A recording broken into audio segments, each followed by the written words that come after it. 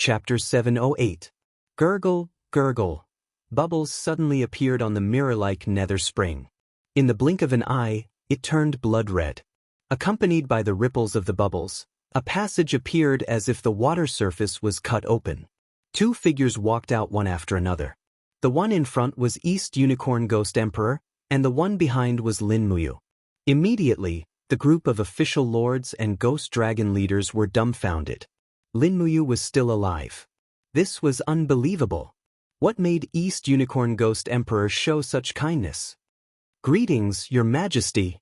The official lords knelt together, which was equivalent to kneeling to Lin Muyu, who was beside East Unicorn Ghost Emperor. An official lord raised his head and asked in confusion, "Your Majesty, Lin Muyu trespassed into the nether spring and disturbed the rules of the three realms. Why did Your Majesty let him go?" East Unicorn Ghost Emperor's face was enshrouded in a faint light.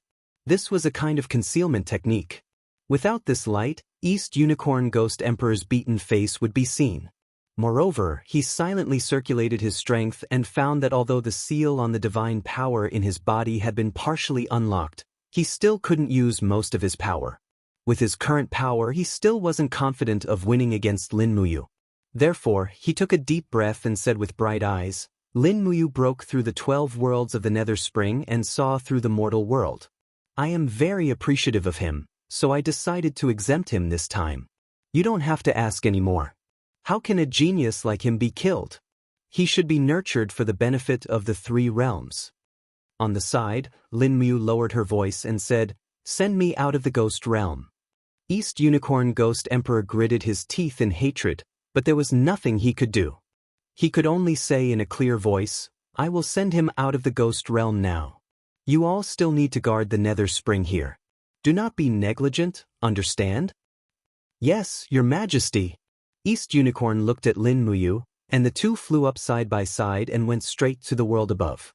While flying, East Unicorn said in a low voice, "Lin Muyu, don't go too far. At least give me face in front of my subordinates. This is our agreement, isn't it? Haven't I already given you enough face?" Lin Muyu placed his hands behind his back and lazily let out a sigh of relief. After knowing that Qin Yin had reincarnated once again, his mood was indescribably good. As long as Qin Yin was still alive, he could wait for thousands of years. He was only afraid that Qin Yin's spirit would vanish into thin air and he would never be able to find her again. Is this considered giving enough face? East Unicorn Ghost Emperor continued to express his dissatisfaction. "You didn't even kneel down to me. Don't forget that I'm the supreme being of the ghost realm. You're just a scattered god. What right do you have to be on equal footing with me?" Lin Muyu raised her brows and said bluntly, "A loser wants me to kneel before you? Dream on. Dong Lin, if I really don't give you face, I'll immediately hire 10,000 storytellers to divide the story of your defeat into 24 chapters and 48 sections. Then I'll narrate it on the bridge for 3 days and 3 nights, letting everyone in the three realms know of your glorious deeds." "Damn, aren't you too ruthless?" East Unicorn Ghost Emperor's heart skipped a beat. If that was really the case, his reputation would be ruined. How could he still have the face to be one of the three supreme beings of the ghost realm in the future? Lin Muyu was slightly proud of herself. This time, she had finally grabbed Dong Lin's weak point. This guy was willing to suffer for his reputation. As long as she had this weakness, she wouldn't have to be afraid of him for the rest of her life. Thinking of this, Lin Muyu continued leisurely, "But don't worry. After I return to the Shattered Cauldron realm, although I will tell some people that I defeated you, they will definitely keep their mouths shut. But you have to remember, if you continue to be overbearing, this matter will definitely spread throughout the three realms." East Unicorn Ghost Emperor was like a deflated balloon. He lost his temper and said, "Then what do you want? You have to take good care of everyone who passed away in the Shattered Cauldron Realm Empire. Don't let them enter the 18 levels of hell. Don't let them enter the nether spring or the soul refining pool. Do you understand? Got it? You're really troublesome," Dong Lin said coldly. "Anyway, it's fine as long as you understand." Lin Muyu smiled secretly. She saw East Unicorn Ghost Emperor with his hands behind his back. After a sharp scream, He actually pierced through the sky. A blood-colored passageway went straight to the surface of the Yellow Springs. It was like a VIP passageway for ghost emperors. The two of them walked out in a line and easily passed through the 18 levels of hell. Greetings, Your Majesty East Unicorn Ghost Emperor. Around them, thousands of ghost generals and ghost soldiers knelt together. Even Mengpa knelt down politely. This old one greets Your Majesty Ghost Emperor. Dong Lin's expression was calm. He said, Mengpa, on the wheel of time, how long until the plain entrance to the Shattered Cauldron realm opens? Mengpa counted with her fingers. In an hour, it will be midnight in the Shattered Cauldron realm. At that time, the Ghost Gate will naturally open. East Unicorn Ghost Emperor raised his eyebrows. Lin Muyu, I will send you here. I hope that you will behave yourself in the future. Don't forget our agreement. Do you understand? Thank you, Your Majesty Ghost Emperor Dong Lin. This time, Lin Muyu took 2 steps back and bowed with cupped fists. She was very respectful. East Unicorn Ghost Emperor couldn't help but feel proud. Although this kid had the disposition of a paragon, he seemed to be quite polite. He was really a promising talent. Not long after, East Unicorn Ghost Emperor's body sank into the ground. Under Mengpo's lead, Lin Muyu came to the entrance of a nest in the swamp. If she wanted to return to the Shattered Cauldron realm, she had to pass through this place at a specific time. Otherwise, she would probably have to leap to another plane. Actually, Lin Muyu could also pass through space. However, this was the ghost domain. It was too far away from the mortal world. If she made a mistake, she would fly into another space. Time couldn't be wasted, so it was better not to waste time. 1 hour was neither long nor short. Mengpa, who was at the side, wanted to say something but stopped herself. She looked like she wanted to chat about family matters, but Lin Muyu was really not interested. She held the star's sword and stood there arrogantly. Brat, what are you being arrogant for? You're just like that Tang Xiaoxi. I'm so angry. Mengpa muttered softly. Lin Muyu's hearing was very strong. Naturally, she heard every word. She couldn't help but ask in surprise, Mengpo, what did you say? Tang Xiaoxi also came to the ghost domain? Yes, what do you think? Mengpa said angrily, that damned girl killed hundreds of ghost soldiers on the surface of the underworld and made a mess in the 18 levels of hell. Finally, she rescued Qin Yin's soul from the soul refining pool and sent it into the reincarnation well. I really don't know what the 5 ghost emperors were thinking. They let this damned girl leave the ghost domain alive. It's so unbelievable. Lin Muyu was dumbfounded. He had been going back and forth in the ghost domain, but he didn't know that Tang Xiaoxi had done such a big thing in the ghost domain. It seemed that it was all thanks to Tang Xiaoxi. Otherwise, Qin Yin wouldn't have been reincarnated so easily. She couldn't help but sigh in her heart. Men couldn't understand the friendship between women, just like women couldn't understand the affection between men. Tang Xiaoxi killed her way into the ghost domain to save Qin Yin. It could be considered that she had repaid the debt of killing Qin Yin in Bai Ling City when her mind was controlled by Yaoji. The ghost domain is so dangerous. Why did she sneak in alone? Lin Muyu frowned and said softly, what a silly girl. Mengpa slammed her fist on the ground, causing the surroundings to tremble.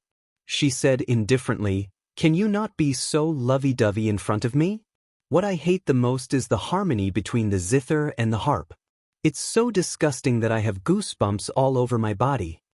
Lin Muyu glanced at her and said, that's right. With your honor, I don't think you can survive in this world where looks are the most important. What did you say? You don't want to go back to the broken cauldron world? Mengpo's voice became cold.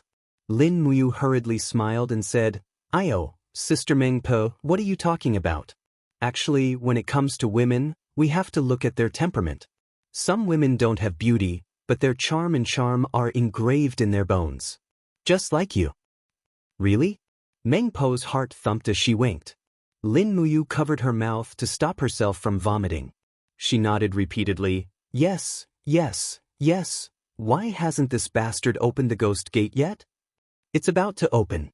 Little sweetheart, don't be in such a hurry. Motherf asterisk cur? Lin Muyu cursed in her heart. 10 miles southeast of Heaven Connect City, in the mass grave. The cold wind swept across the land. The mass grave was already covered in a thick layer of snow. Although it was snowing heavily, one could still vaguely see the flickering light of torches. A group of generals wearing the leather robes of the empire stood guard here. Under a towering poplar tree, Tang Xiaoxi stood there quietly. Snowflakes fell on her cheeks and eyelashes, melting rapidly. The snow grew heavier and heavier, but Tang Xiaoxi remained unmoved. It had already been half a month since she left the ghost domain, but Lin Muyu had yet to return. This proved that Lin Muyu had already been in the Nether Spring for more than half a month. Rustle, rustle, Wei Chou walked over with Sidu Sin, Sidu Shui, and Bai Yin.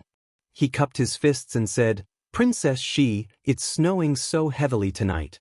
Why don't you stop waiting? It'll be bad if you get sick from the cold. We'll stay here and wait for His Highness King Qin." "No, I'm not going back." Tang Xiaoxi shook her head. She felt that it was a little rude to say this, so she added, "I won't know what to do if I go back and face an empty courtyard alone. Duke Wei, you don't have to worry about me. I won't get sick from the cold." "Then all right." Wei Chou nodded and didn't say anything else. Not long after, there was a sudden crack in the snow. A flash of lightning flashed, and the plane's wall was torn open. Tang Xiaoxi hurriedly looked over. She saw a figure shuttling out. It was Ouyang Yen, who was wearing a pure white fur robe. She pursed her lips and smiled apologetically. "I'm sorry to have surprised everyone for nothing. I'm here to wait for Her Highness Lin Muyu." Tang Xiaoxi couldn't help but feel very disappointed. She really wanted to beat her up. But before Tang Xiaoxi could dispel this idea, there was suddenly another flash of lightning behind Ouyang Yen, and a handsome figure flew out. The powerful impact of penetrating the wall of the plane made him involuntarily lean forward a few steps, and with a pa sound, he knocked Ouyang Yen to the ground. Lin Muyu said blankly, "It's snowing? It's so cold. Why are there so many people? Xiao Shi, you're here too. Who did I knock into just now?" Tang Xiaoxi suppressed the excitement in her heart. She was so happy that she almost cried. It was great to see him come back alive. Ouch! On the snowy ground, Ouyang Yen held her perky and slowly stood up. She said, "Your Highness, you used too much force, and the angle was wrong. You really are a virgin who doesn't know anything. Pure yang body, no wonder you're so good at cultivation." Lin Muyu, Tang Xiaoxi, Wei Chou. Chapter 709. Everyone is here? Lin Muyu brushed off the snow on his shoulders and said with a smile. He was still wearing autumn clothes, but it was already winter. "Come." Sidu Shui was meticulous. She took a leather robe embroidered with golden purple flowers from the servant and handed it to Lin Muyu. She said with a smile, "Madam, put it on. It's winter again this year. Although you are a God-state cultivator, you still need clothes to keep out the cold." "Thank you, Ashwe." Lin Muyu accepted it gladly. She turned around and put on the robe. It was indeed much warmer. Everyone stood in the same place happily. Only Tang Xiaoxi stood alone in the snow. She still didn't know how to face Lin Muyu, and the knot in Lin Muyu's heart had not been untied. But it was different this time. "Let's go back to Heaven Connect City?" Lin Muyu touched her stomach and said, "I haven't had a good meal in the ghost domain for almost a month. Shouldn't you have prepared delicious food to entertain me?" Wei Chou chuckled, "Your Highness, rest assured. Every night at midnight, General Shui ordered the Spiritual Fire Department to prepare a table of good dishes. It's just that Your Highness didn't come back until today. That table of good dishes has been taken advantage of by us. Let's go." Lin Muyu walked straight out of the forest. When she passed by Tang Xiaoxi, she inadvertently held her hand and whispered, "Why are you still in a daze? Let's go back and eat something delicious." Tang Xiaoxi was happy and puzzled. She let Lin Muyu hold her hand. "The scenery of the ghost domain is not bad, right?" Lin Muyu suddenly asked. "It's all right. How is Xiao Yi now?" "She." Tang Xiaoxi hesitated for a moment and said, "She asked me to tell you that you have to take good care of yourself and wait for her to come back. Mumu, you don't blame me?" Lin Muyu turned around and smiled. She looked straight at her and said, "Ouyang Yen told me that you were bewitched by Yaoji and killed Xiao Yin. I don't blame you. Now that you have saved Xiao Yin's life, I can't thank you enough. Now, you are still Tang Xiaoxi and I am still Lin Muyu. Let's wait for Xiao Yin to come back. Before she comes back, we have to work together to protect this family. A smile appeared on Tang Xiaoxi's face. A huge stone had finally been lifted from her heart. This was the first time she had smiled so happily since she had returned from the devil race. Lin Muyu squeezed her hand tightly. All this while, Tang Xiaoxi had been under a lot of pressure. How could he not know that? In fact, Tang Xiaoxi's life was even more difficult than his. Now that there was finally hope, he hoped that everything could return to the good old days. What is Xiao Yin's next reincarnation? Lin Muyu mounted the horse and asked. Tang Xiaoxi rode another white horse and said, Azura Path. Azura Path? Yes. What is Azura?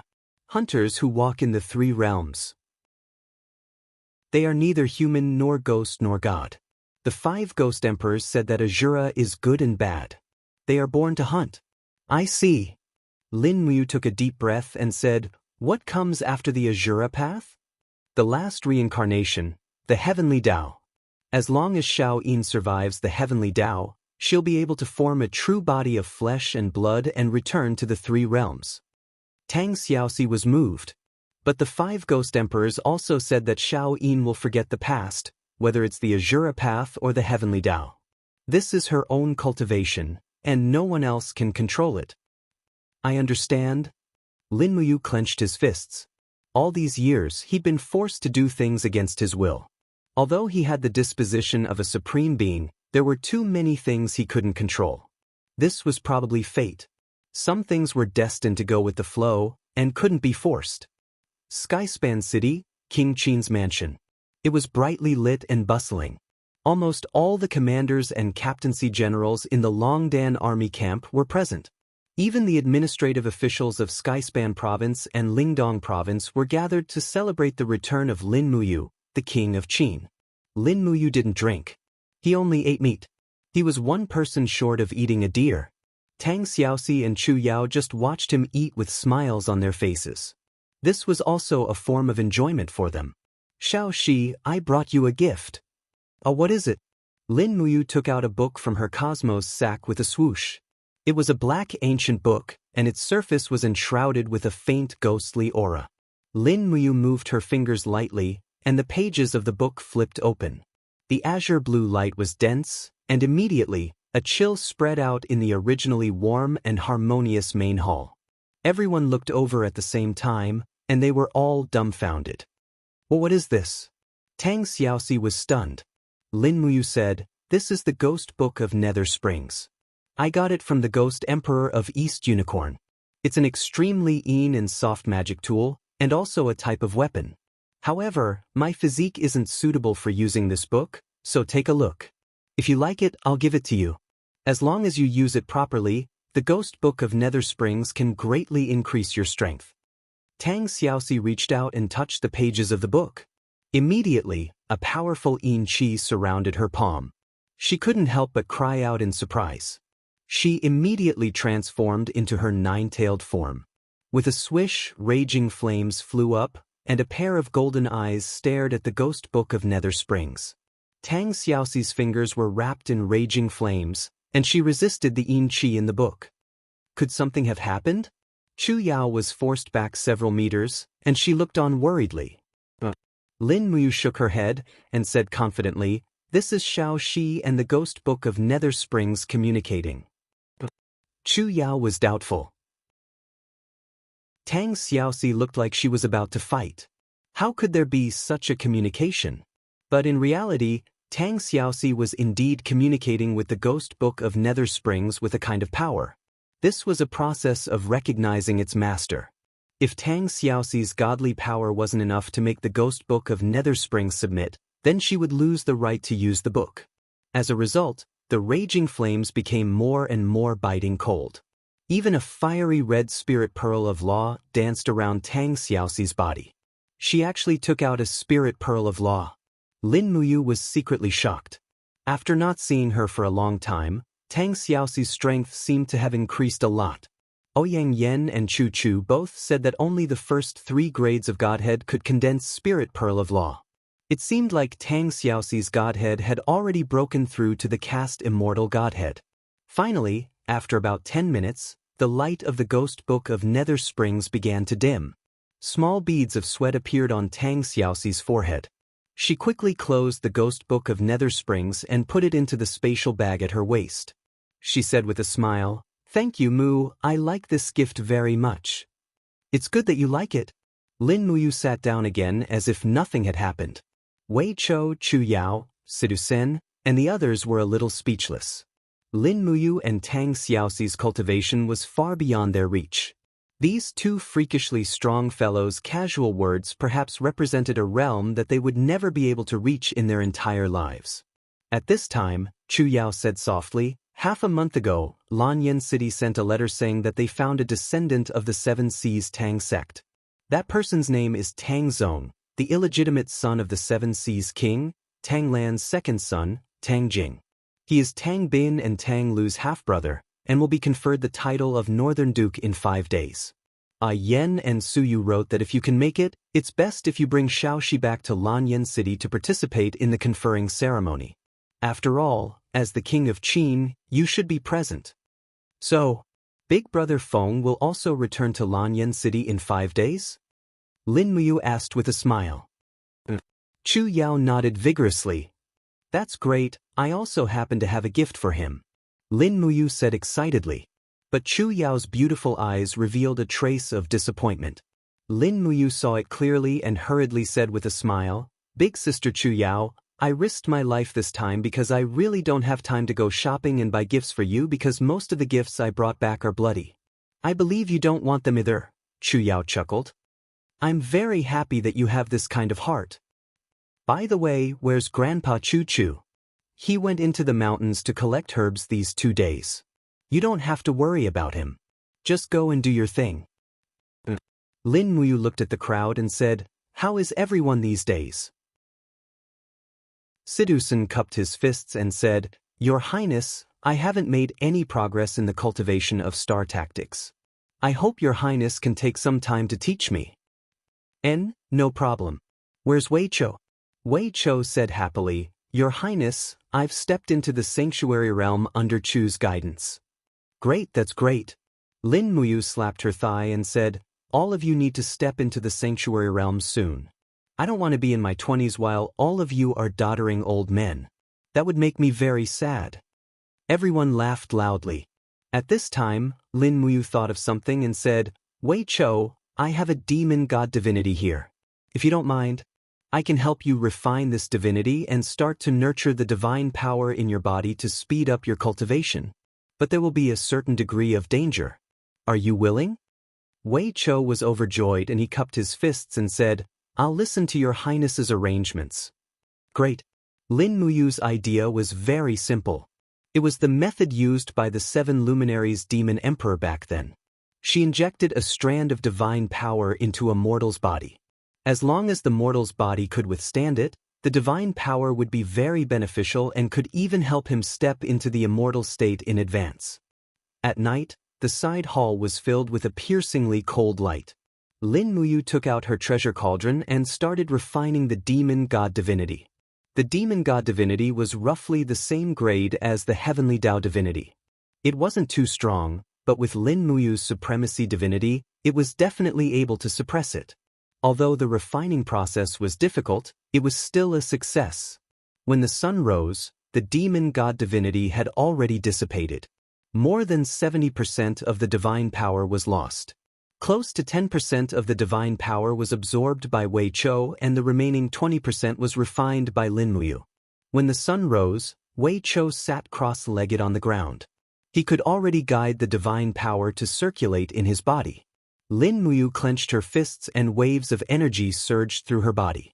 A total of 21 heavenly caves. So she had also broken through to the 21st heavenly cave realm. The cultivation of the immortal state couldn't be rushed. The right path was to improve bit by bit. "Many thanks, Your Highness." Wei Chou opened his eyes and said with a face full of joy. There was a hidden divine light in his eyes. "You're welcome." Lin Muyu kept the treasure cauldron and suddenly asked, Wei Chou, how is the matter of building a naval fleet going? I and the Navy Commander Bailey Tsong are already working on it. However, building a shipyard costs too much money. So for the time being, the shipyard in Lanyan City is only building warships. Please rest assured, Your Highness, there won't be any battles on the sea for the time being. Those clowns from Iha Nation are not a threat at all. Don't be negligent. We must build a naval fleet that can sweep across the sea as soon as possible. Yes. Lin Muyu didn't know why she always wanted to build a naval fleet, but she just couldn't feel at ease. She had a feeling that the current Imperial Navy was like the Northern Seas Navy. Once a new enemy appeared on the sea, the Imperial Navy would not be able to withstand a single blow. Chapter 710. 3 days later, Lin Muyu and Tang Xiaoxi set off for Lanyan City with light luggage. Both of them were god-level experts, and with their ability to fly and travel, they could rush back to Lanyan City in a day. Ouyang Yen wanted to come along, but Lin Muyu forced her to stay in Heaven Connect City. Heaven Connect City needed a god-level expert to guard it. After all, the demon race's strength was still there, so they couldn't afford to neglect it. At dusk, the forest outside Lanyan City had already lost all its leaves. It was barren, and the scene of old trees and crows could not help but make one sigh with emotion. Years passed. This city was like an old man that had experienced the vicissitudes of life, still standing there. It was just that the people had changed. Qin Jin, Chu Huaying, Qin Lei, Lei Hong and the others were no longer around. They had also taken away the memories and time that once belonged to this place. In the sky, 2 figures flew past and directly flew into the imperial capital. It was Lin Muyu and Tang Xiaoxi. They arrived at Zetian Palace before the sky turned dark, which surprised them more or less. From Lanyan City to Heaven Connect City, it would take at least 10 days even on horseback. However, with the 2 god-level experts, it only took a day. Outside Zetian Palace, the bamboo leaves were green, and the garden in the palace naturally maintained a sense of spring. Rows of royal guards walked between the pavilions with their hands on the hilts of their swords, protecting the safety of the empire. Who is it? The commander of the dragon guards looked up at the sky and said, Come out. This person's cultivation was not bad. Su Yu's judgment would not be wrong. The commander of the royal guards that she had chosen was also a top-notch expert. Although he was very young, his cultivation was at least at the 3rd level of the heaven realm. Papa! 2 beams of purple light flashed out. They were spatial cracks. Lin Muyu and Tang Xiaoxi's figures appeared in the empty space in front of Zetian Palace. A group of royal guards rushed forward and knelt in a row. Greetings, Your Highness King Qin. Greetings, Princess Shi. No need for formalities, please rise. Lin Muyu raised her hand and said, Bring me to Yen and Aunt Luo. After receiving the report, Qin Yen and Su Yu walked straight out of the Great Hall. Qin Yen had a look of joy. Big brother, you're back? As the loyal prince, this brat still maintained the simplicity and innocence of the past. Qin Yen, who was infatuated with the cultivation of martial arts, had already stepped into the Saint Heaven realm and was only a step away from the God realm. However, his cultivation in the art of a ruler and shrewdness was equivalent to 0. If not for Su Yu assisting him, the Zetian Palace would probably have changed owners in less than half a year. Lin Muyu hugged Qin Yen, the 2 of them laughing heartily. The joy of reuniting after a long time was self-evident. Subsequently, Qin Yen turned around to look at Tang Xiaoxi and cupped his fists respectfully. Qin Yen greets Princess Shi. Tang Xiaoxi helped him up. Your Highness Prince Xiong, you don't have to be so polite. Su Yu smiled and said, Since the 2 of you are travel-worn, you can stay in the Zetian Palace Hall. I will immediately order people to prepare dinner. Is there anything in particular you want to eat? It's fine as long as it's Zetian Palace Hall's food. Lin Muyu rubbed her hands and said, It's been a long time since I've eaten in Lanyan City. Such a good opportunity is hard to come by. Don't you think so, Xiaoxi? Tang Xiaoxi nodded, feeling a lump in her throat, but she did not speak. Back then she, Lin Muyu, and Qin Yin were all in Lanyan City, and the memories of tasting the delicacies of the Zetian Palace Hall together seemed to be gone forever. Now that she returned to the Zetian Palace Hall again, she felt especially upset in her heart. She really wished that Qin Yin was right in front of her, and that the people she cared about were still around.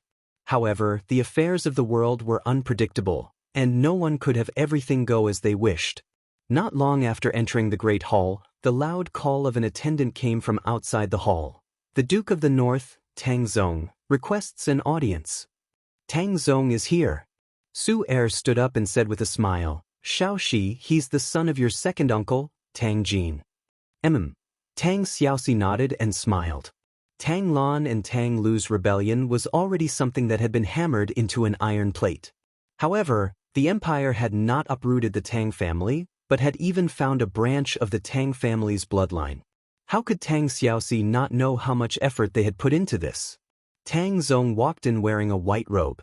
His expression was handsome, and he was no longer that little blacksmith from before. His eyes were extremely clear, and after entering he knelt down on one knee.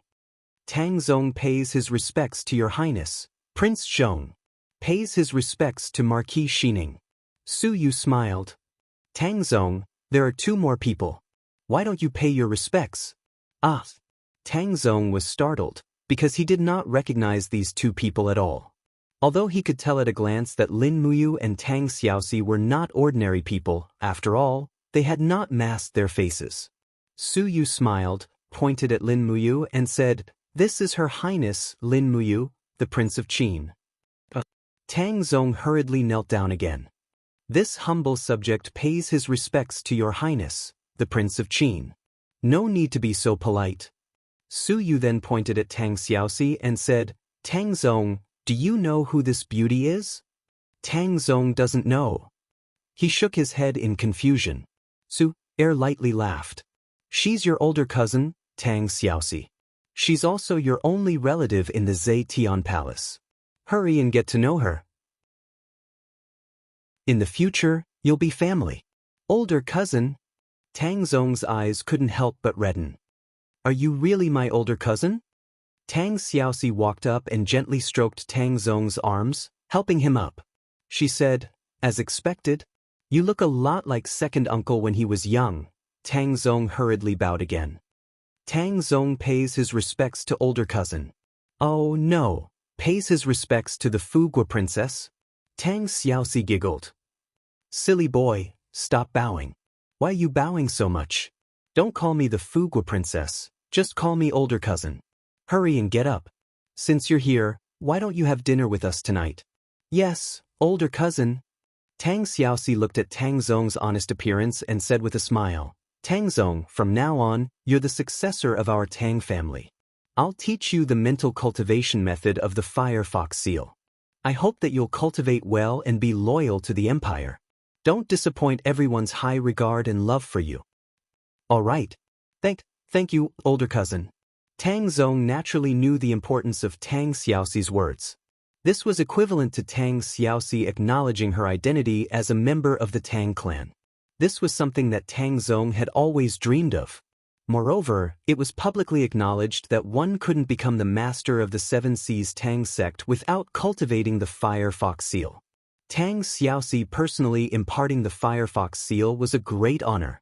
A little later, a winged cavalry warrior came to report, Prince Xen Feng Jixing's convoy has entered Lanyan City and is heading toward the Zetian Palace.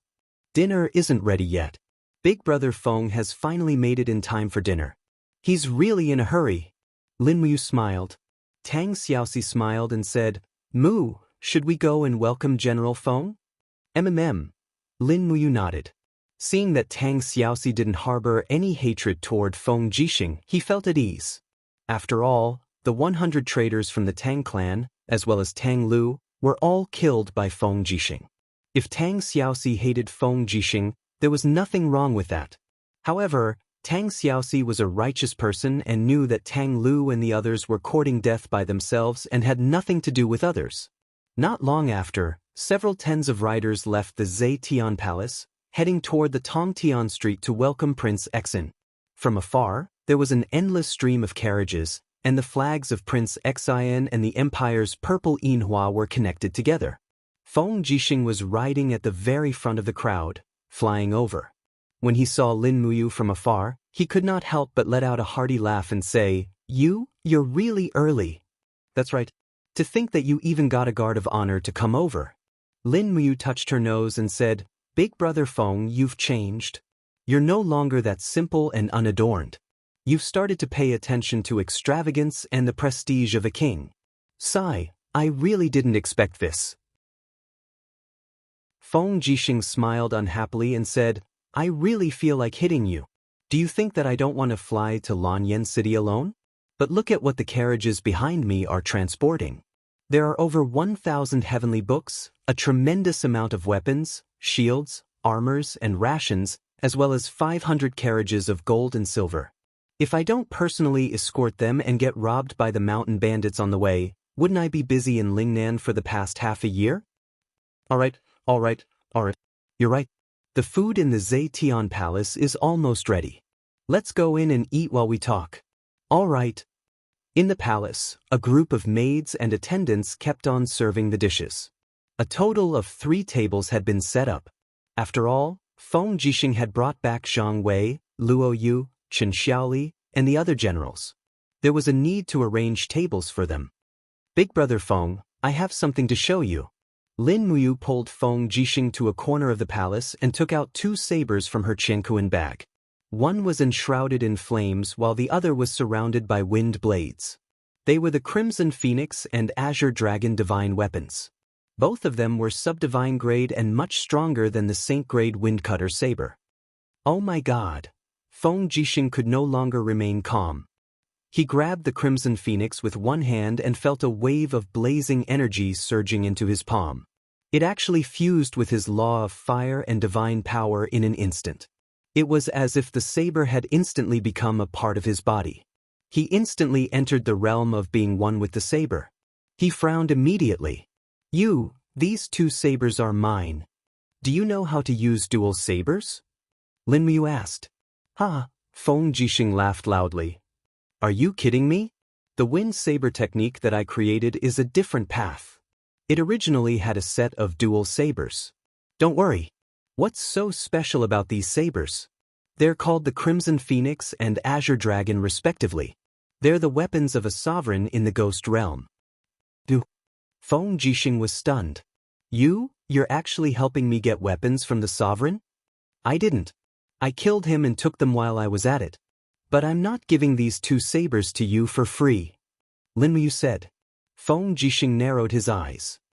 Name your price. Don't be too harsh. The taxes in Lingnan aren't that high.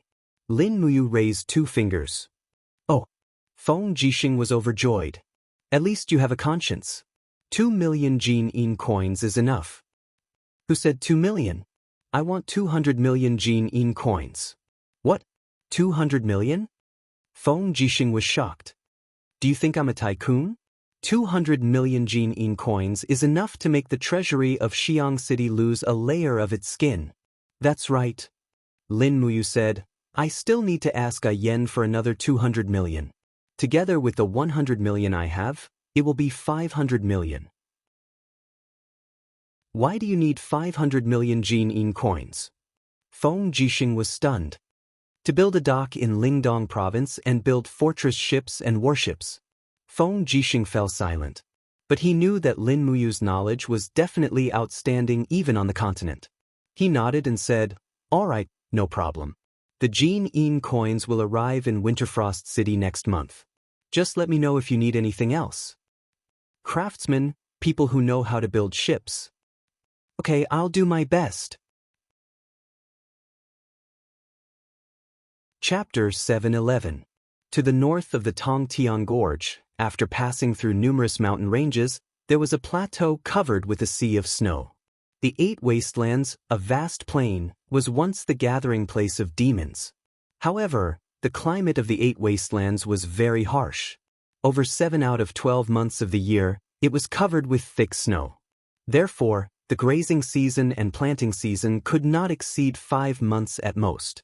However, such a barren plateau provided the main provisions for the hundreds of thousands of demons in the heaven-reaching gorge year after year. Several hundred years ago, the Demon King and the Saint Master led the majority of the demon race's population and army out of the Ba Wasteland, leaving only one aristocratic family of the demon race to guard the Ba Wasteland, which was the Nan Nan family, a famous family of the demon race. Lianji, Lianhai, Bai Bing and other demon race experts came from the Nan Nan family. For the past several hundred years, the Nan Nan family's contributions couldn't go unnoticed. At this moment, the 8 wastelands was covered with ice and snow. Looking into the distance, there were no signs of human habitation. Only a group of cavalrymen on the snowy plains were galloping towards a castle in the distance. Zhongnan City was the fief of the Nan Nan family. The city wasn't big, but it still had a population of 200,000 demons. The cavalry team galloped into the city, heading straight for the city lord's mansion. At the front of the team was a young high-level demon with dashing eyebrows and starry eyes. A light red long sword hung from his waist, and there was a clear and arrogant expression on his face. Shen Baichuan was the son of Xin Xiang, the patriarch of the Zhongnan aristocratic family. At a young age, he had already stepped into the realm of a 6-star demon ancestor. In the younger generation of the demon race, his cultivation was second only to Qianfeng. Moreover, Shen Baichuan was well-versed in the art of war and was said to be well-versed in both the pen and the sword. Back then, he was highly regarded by the Demon King and the Saint Master. If it weren't for the fact that he lost to Qianfeng in a martial arts competition, he would most likely be the #1 demon marshal. The inside of the mansion was empty and desolate. The white-bearded Shen Xiang sat on a stone bench in the courtyard, sipping tea. He said without turning his head, "Baichuan, what's the matter?" Shen Baichuan's expression was grave as he bowed and said, "Father, are we going to keep waiting like this?" "What do you mean? Father, can't you tell?" Shen Baichuan's eyes were cold. In the Battle of Tongtian Province, our god race suffered a crushing defeat. Qianfeng's command was weak, and Lin Miyu killed many of our warriors. Now, the god race's military strength in the Tongtian Gorge is only half of what it was half a year ago. Our Zhongnan aristocratic families lived frugally. Did they squander our wealth like this? Shut up. Shen Xiang stood up and said sternly, "His Majesty the Divine Emperor has made his own decision. You have no right to speak." "Father." Shen Baichuan cupped his fists, his cloak fluttering behind him. His eyes were filled with determination as he said, "Indecisiveness leads to chaos. If this continues, I'm afraid that the 10,000-year foundation of our Nanan family will be dragged down by His Majesty the Divine Emperor for too long. Does Father want to be the sinner of the Nanan family?" "Baichuan, why are you speaking so presumptuously today?" Shen Xiang's eyes were filled with coldness. Shen Baichuan immediately knelt on the ground, his body trembling as he said, "Because I just went to inspect the cities under my jurisdiction. There are people dying of starvation and cold everywhere, especially in Willow City. Almost half of the people in the city died of starvation. The people have lost their homes, and the plague is spreading everywhere. The divine capital wants us to provide 3 times the number of horses, food, and weapons. If Father agrees, I'm afraid the Nanan family will be finished." Shen Xiang squinted his eyes and asked, "What do you want to do?" Shen Baichuan gritted his teeth. "I hope Father can let me go to Tongtian Gorge. I want to see His Majesty personally and ask him to change the overall strategy. Defending Tongtian Gorge will only cause our god race to lose again and again. Ever since Qianfeng married Her Highness Jing, he has been living like a prince. He's no longer as wise as he was in the past. If we let Qianfeng lead the god race's army, I'm afraid it will lead to the destruction of our god race. Then how do you think the god race should defend against the enemy? The Empire's demonic crystal cannons are very powerful. They have a long range and great power. Even if they are not accurate enough, they are still very terrifying. They can dominate the entire battlefield. The energy of the Tongtian Gorge is getting weaker day by day. As long as the Empire gathers enough demonic crystal cannons, they can blast the Tongtian Gorge open and advance into the Tongtian Gorge step by step. The narrow terrain of the Tong Tian Gorge is not conducive for large armies to fight. It's very difficult to use the roundabout strategy. Once the humans transport the demonic crystal cannons in, the Tong Tian Gorge will become the burial ground of hundreds of thousands of God race warriors. So, Shen Baichuan took a deep breath. His eyes were full of wisdom as he said, "If I were the commander, I would order the God race to retreat from the Tong Tian Gorge, give up the God's capital and enter the 8 wastelands. We will retreat in order to advance. We will disperse the armor demons and form an alliance with the northern desert tribes from the north. We will break through the northern gate of the Empire's Cloud Province and attack the Empire's army from the plains. As long as we get the Cloud Province, we will have the capital to continue to compete with the humans.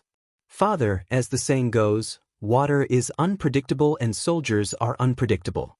If we are trapped in the Tong Tian Gorge, it will only lead to our destruction. That's all I have to say. Father, please judge the situation." Shen Xiang sat on the stone stool again. The cold stool made his buttocks feel cold. After a while, Shen Xiang said, "Why do you think that His Majesty the God Emperor will appreciate you and give you the title of Marshal?" "Because," Shen Baichuan smiled and said, "because Zhongnan family has 100,000 cavalrymen in the 8 wastelands. These 100,000 cavalrymen can protect His Majesty. If His Majesty doesn't retreat into the 8 wastelands, then our 100,000 cavalrymen can't provide such protection for His Majesty." Shen Xiang was startled. "Baichuan, what do you mean by that?" "What I mean is very clear. If Feng Yuan can become the God race's emperor, then Shen Xiang can also become the God race's emperor. If Feng Yuan is stubborn, then he can no longer be the God race's emperor." "You," Shen Xiang pondered for a long time before he waved his hand and said, "I'm tired, I'm going to sleep for a while." "Baichuan, you decide everything yourself. This is the Zhongnan family's golden seal, you have to use it properly." With that, Shen Xiang stood up and walked shakily to his room. 2 graceful maids hurriedly came out to welcome him. On the other hand, Shen Baichuan's gaze was fixed on the stone table. There was a small and exquisite golden seal on the table. This golden seal was the symbol of the highest authority in the entire Nan aristocrat clan. It was the tiger seal that could mobilize 100,000 cavalrymen. Immediately, Shen Baichuan's heart pounded violently. He was actually so close to the highest authority. Wasn't this the day he had been dreaming of? His palm covered the golden seal's handle. Even the golden seal still had Shen Xiang's warmth. "Father, just watch. I will definitely revive the God race." 800 miles west of Lanyan City, an ancient city pass stood between the plains and the endless forest. It was the demon-subduing pass, a pass that had existed for a long time. It was the existence of the demon-subduing pass that prevented the millions of demons from invading the east and ensured the long-term peace of Lanyan City. During the 4 years that Tang Xiaoxi had been in a coma in the Tong Tian Gorge, the demons had repeatedly caused trouble at the pass. As a result, the Zetian Palace had ordered to increase the number of Marquis Zhenxi's soldiers to 150,000. At the same time, the demon-subduing pass had been expanded to become a huge pass that could accommodate 150,000 soldiers. From the east of the pass, a man and a woman were walking side by side. They weren't walking fast, but they weren't slow either. "Sergeant, look, someone is coming over there." A young soldier stood up and pointed into the distance. Under the battlement, the sleepy middle-aged sergeant rubbed his eyes and glanced outside the wall. He couldn't help but frown and said, "That's strange. The demon-subduing pass is so desolate. The demon-subduing pass is full of demons who eat people without spitting out their bones. Who would come to the demon-subduing pass? Could it be that they are poachers who want to hunt spirit beasts in the endless forest?" "It doesn't look like it, sir. The leather robes that they are wearing seem to have the Qin clan's purple Yinhua emblem." "Ah." The sergeant squinted his eyes and took a closer look. He couldn't help but tremble. "Oh my God. That man is wearing 3 golden general stars and is wearing a noble battle robe. Could he be one of the 3 kings? Also, sir, that woman is wearing a princess robe. I've seen Princess Tang Wei in Lanyan City. She was wearing the same robe." Then, They must be His Highness Prince Qin and Princess Tang Xiaoxi. Ah? It can't be. Is it His Highness Prince Qin who has become a god? At this moment, Lin Muyu and Tang Xiaoxi had arrived at the bottom of the city. They leaped up and easily flew above the city. Tang Xiaoxi looked at the dumbfounded soldiers who didn't know whether they should shoot their arrows or not. She smiled and said, "Don't just stand there. Go and inform Lord Tangjin that Tang Xiaoxi and Lin Muyu are here." Yes. A captaincy was overwhelmed by the favor and scrambled down the pass. Not long after, a martial artist wearing a silver battle robe sprinted down the cold stone steps. It was Tangjin. When he saw Lin Muyu and Tang Xiaoxi in the air, Tangjin's body trembled. He knelt down on one knee and cupped his fists. Subordinate Tangjin greets His Highness Prince Qin and Princess Shi. No need to stand on ceremony. Tang Xiaoxi floated down and held Tangjin's arms. She smiled and said, "You've worked hard guarding the demon suppression pass for so many years." "Not at all." Tangjin said with some bitterness, "Princess Shi, you're finally back. Because Ling Hu Yen hasn't seen Princess Shi for too long, he thinks that the Empire has harmed you, so he has repeatedly violated the border. These years, the demon suppression pass has been in constant war. More than 20,000 soldiers have died for the Empire because of this." Tang Xiaoxi was startled and said softly, "Yes, I understand. I'll go to the Forest of Infinity with Mu in the afternoon to see Ling Hu Yen. Don't worry, the demon clan won't disturb the demon suppression pass anymore." "Thank you, Princess Shi."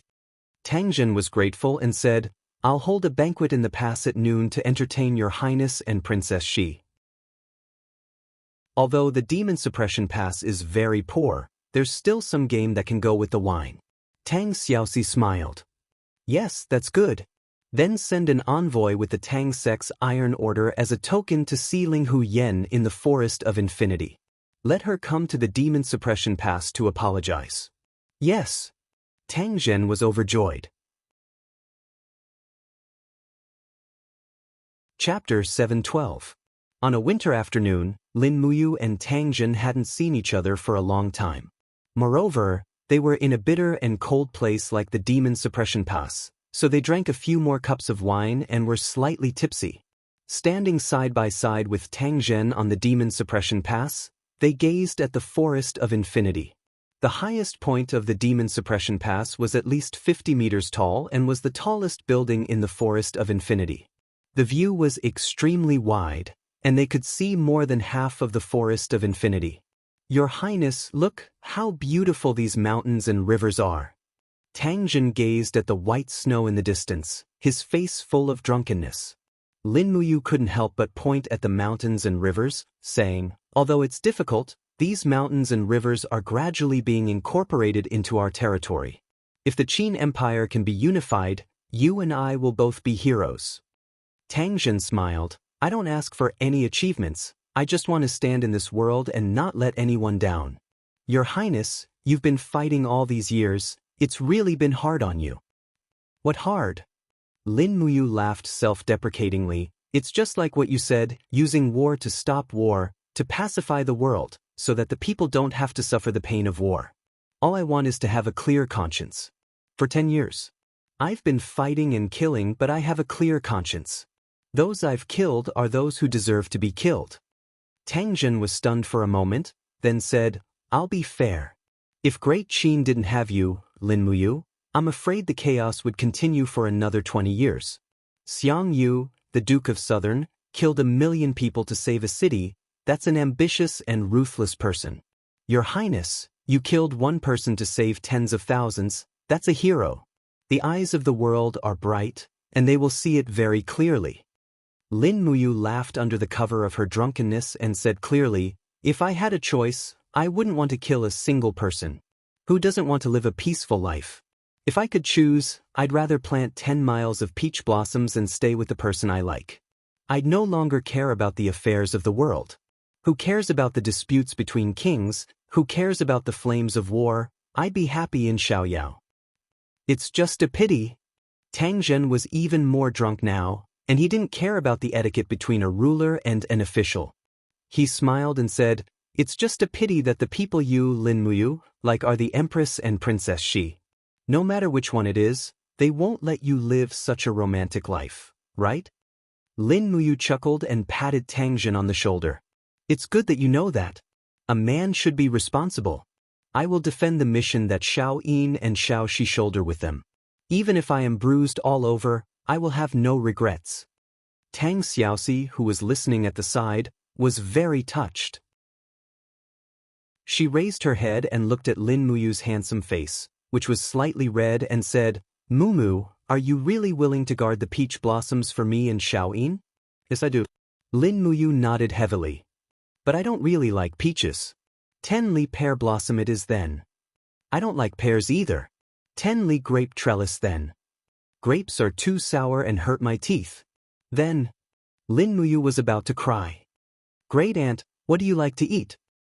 Me, Tang Xiaoxi held Lin Muyu's hand excitedly.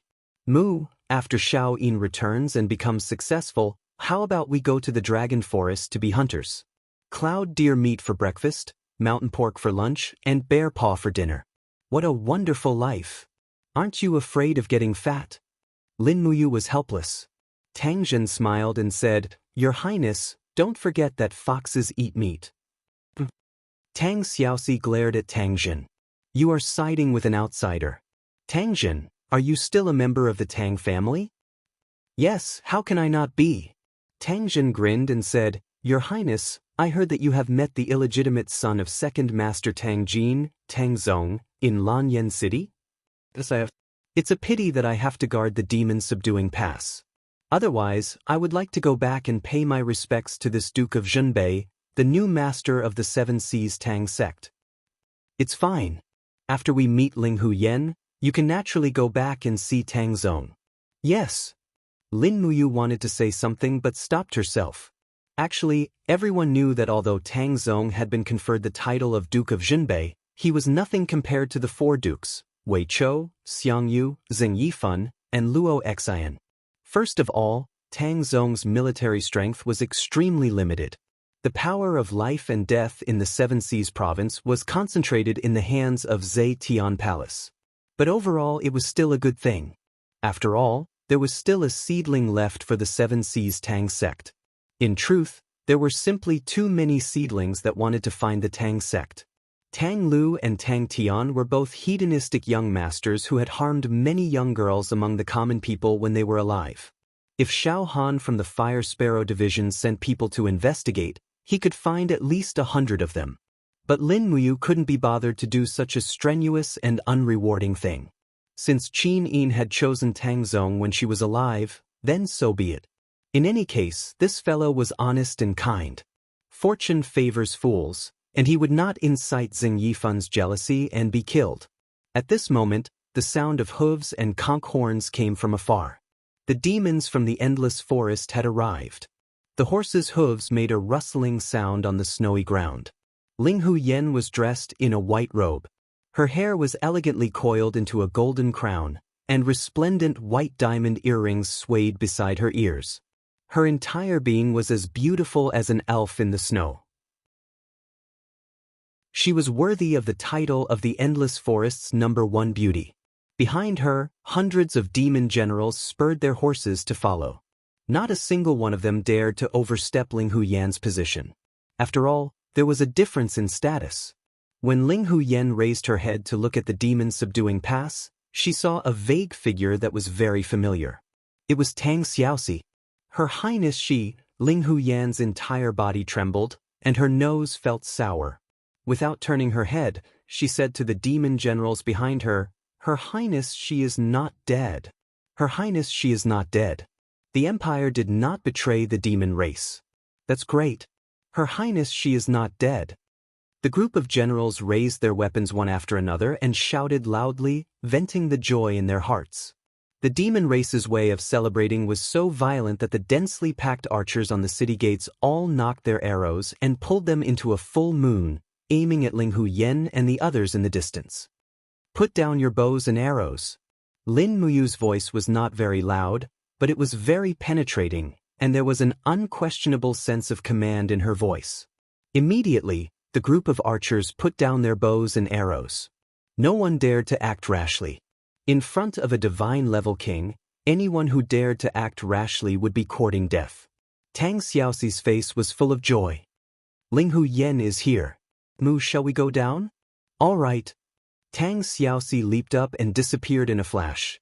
A spatial ripple appeared in the air, and the next moment, her figure had already appeared several hundred meters below the city walls. This was the extraordinary power of a divine-level expert. Tang Zhen was stunned. When he turned to look again, he discovered that Lin Muyu had also disappeared. She had appeared on the snowy ground below the city walls. Tang Xiaoxi's figure, her cloak fluttering in the wind, was elegant and free of dust. These two divine-level experts were really infuriating. Tang Zhen clenched his fists and said to the group of captaincy behind him, "Come, follow me down the city walls to welcome Ling Hu Yen." Yes. Ling Hu Yen dismounted and knelt on both knees, disregarding the filth on the snowy ground. Her voice trembled as she said, "Ling Hu Yen of the Demon Clan greets Her Highness Shi. Ling Hu Yen, get up." Tang Xiaoxi helped her up and said, "Why did you start a war with the Empire when I wasn't around? You even killed so many Empire soldiers. How do you expect me to explain this?" Ling Hu Yen looked aggrieved as she said, "I had no choice. Princess Shi suddenly disappeared from the world. Princess Shi's grandfather committed suicide in 100 Ridge City and died for the country. Her brother, Tang Lu, lost his military power in Seven Seas Pass. I thought that the Empire had already made up its mind to completely eradicate the Tang family, so we sent troops to attack Demon Subduing Pass. You?" Tang Xiaoxi was extremely helpless. "I asked you to be loyal to the Empire, not to the Tang family. You can't betray the Empire just for me, can you? You attacked Demon Subduing Pass and caused so many Empire soldiers to lose their lives. The Demon Clan must have suffered a lot as well. Why bother?" "But Ling Hu Yen still wanted to argue. But Lin Muyu persuaded her. "Shao Shi, Ling Hu Yen is confused because of her concern. Don't blame her anymore." Alas, Tang Xiaoxi sighed helplessly. The Demon Clan was always a double-edged sword. They could protect Lanyan City, but they could also deal a fatal blow to Lanyan City. No matter what, she was duty-bound. At this moment, Tang Zhen and the others rode over and dismounted to salute. After the salute, Tang Zhen glanced at Ling Hu Yen and said, "Ling Hu Yen, you really made us suffer. I fought side by side with you, but in the blink of an eye, you don't recognize us anymore." Ling Hu Yen pouted and said, "Lord Tang Zhen didn't give way either. Your ballistae and magic crystal cannons also intimidated our Demon Clan warriors." Tang Xiaoxi said, "Now that I'm here, you two should stop fighting, okay? Just give me, Tang Xiaoxi, some face." Lin Muyu saw some clues and asked with a smile, "Ling Hu Yen, you are still unmarried, right?" "Yes, Your Highness. Do you want to introduce me?" Ling Hu Yen giggled. Lin Muyu nodded and looked at Tang Zhen, asking, "Markshan Shi, you are also unmarried, right?" Tang Zhen touched his nose and said, "Yes, I am still alone. When Your Highness is with the princess, you don't care about my feelings at all." "Alas." Lin Muyu smiled and said, "Ling Hu Yen, what do you think of Tang Zhen?" Ling Hu Yen was stunned and instantly understood that Lin Muyu wanted to be a matchmaker. She glanced at Tang Zhen and pouted, saying, "He is ugly, but he is not bad." Lin Muyu smiled knowingly and said, "Tang Zhen, what do you think of Ling Hu Yen?" "Your Highness, Ling Hu Yen is the most beautiful woman this subordinate has ever seen, second only to Her Highness Qin Yin and Princess Shi." "That's good. Since the two of you don't reject each other, and you're both single, why don't I be the matchmaker? The two of you should get married. It'll be the best of both worlds.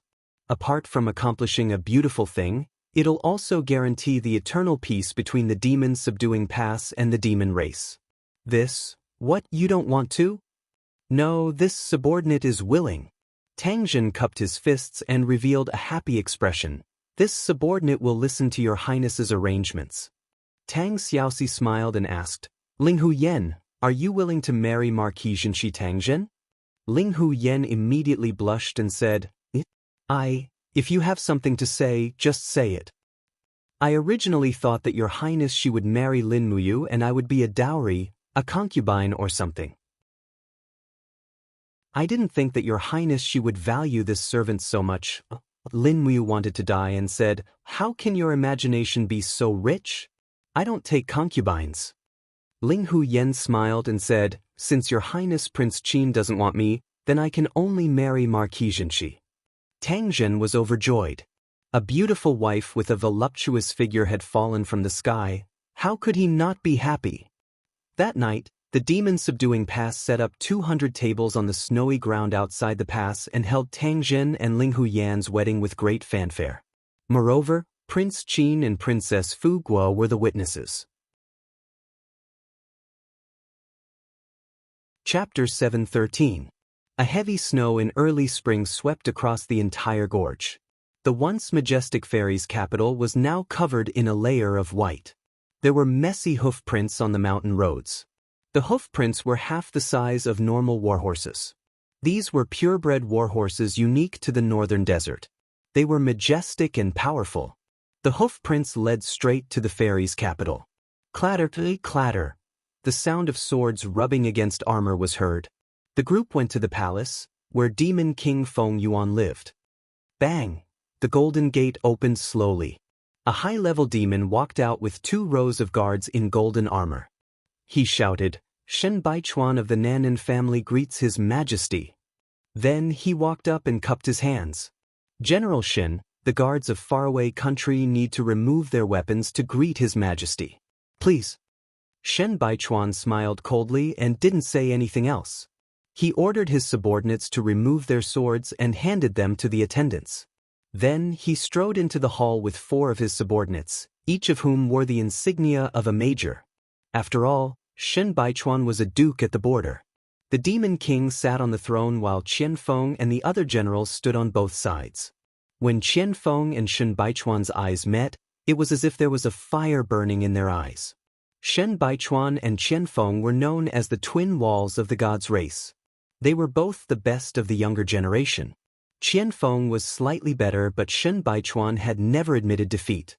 General, you must be tired. Feng Yuan smiled, holding the Blade of Kings.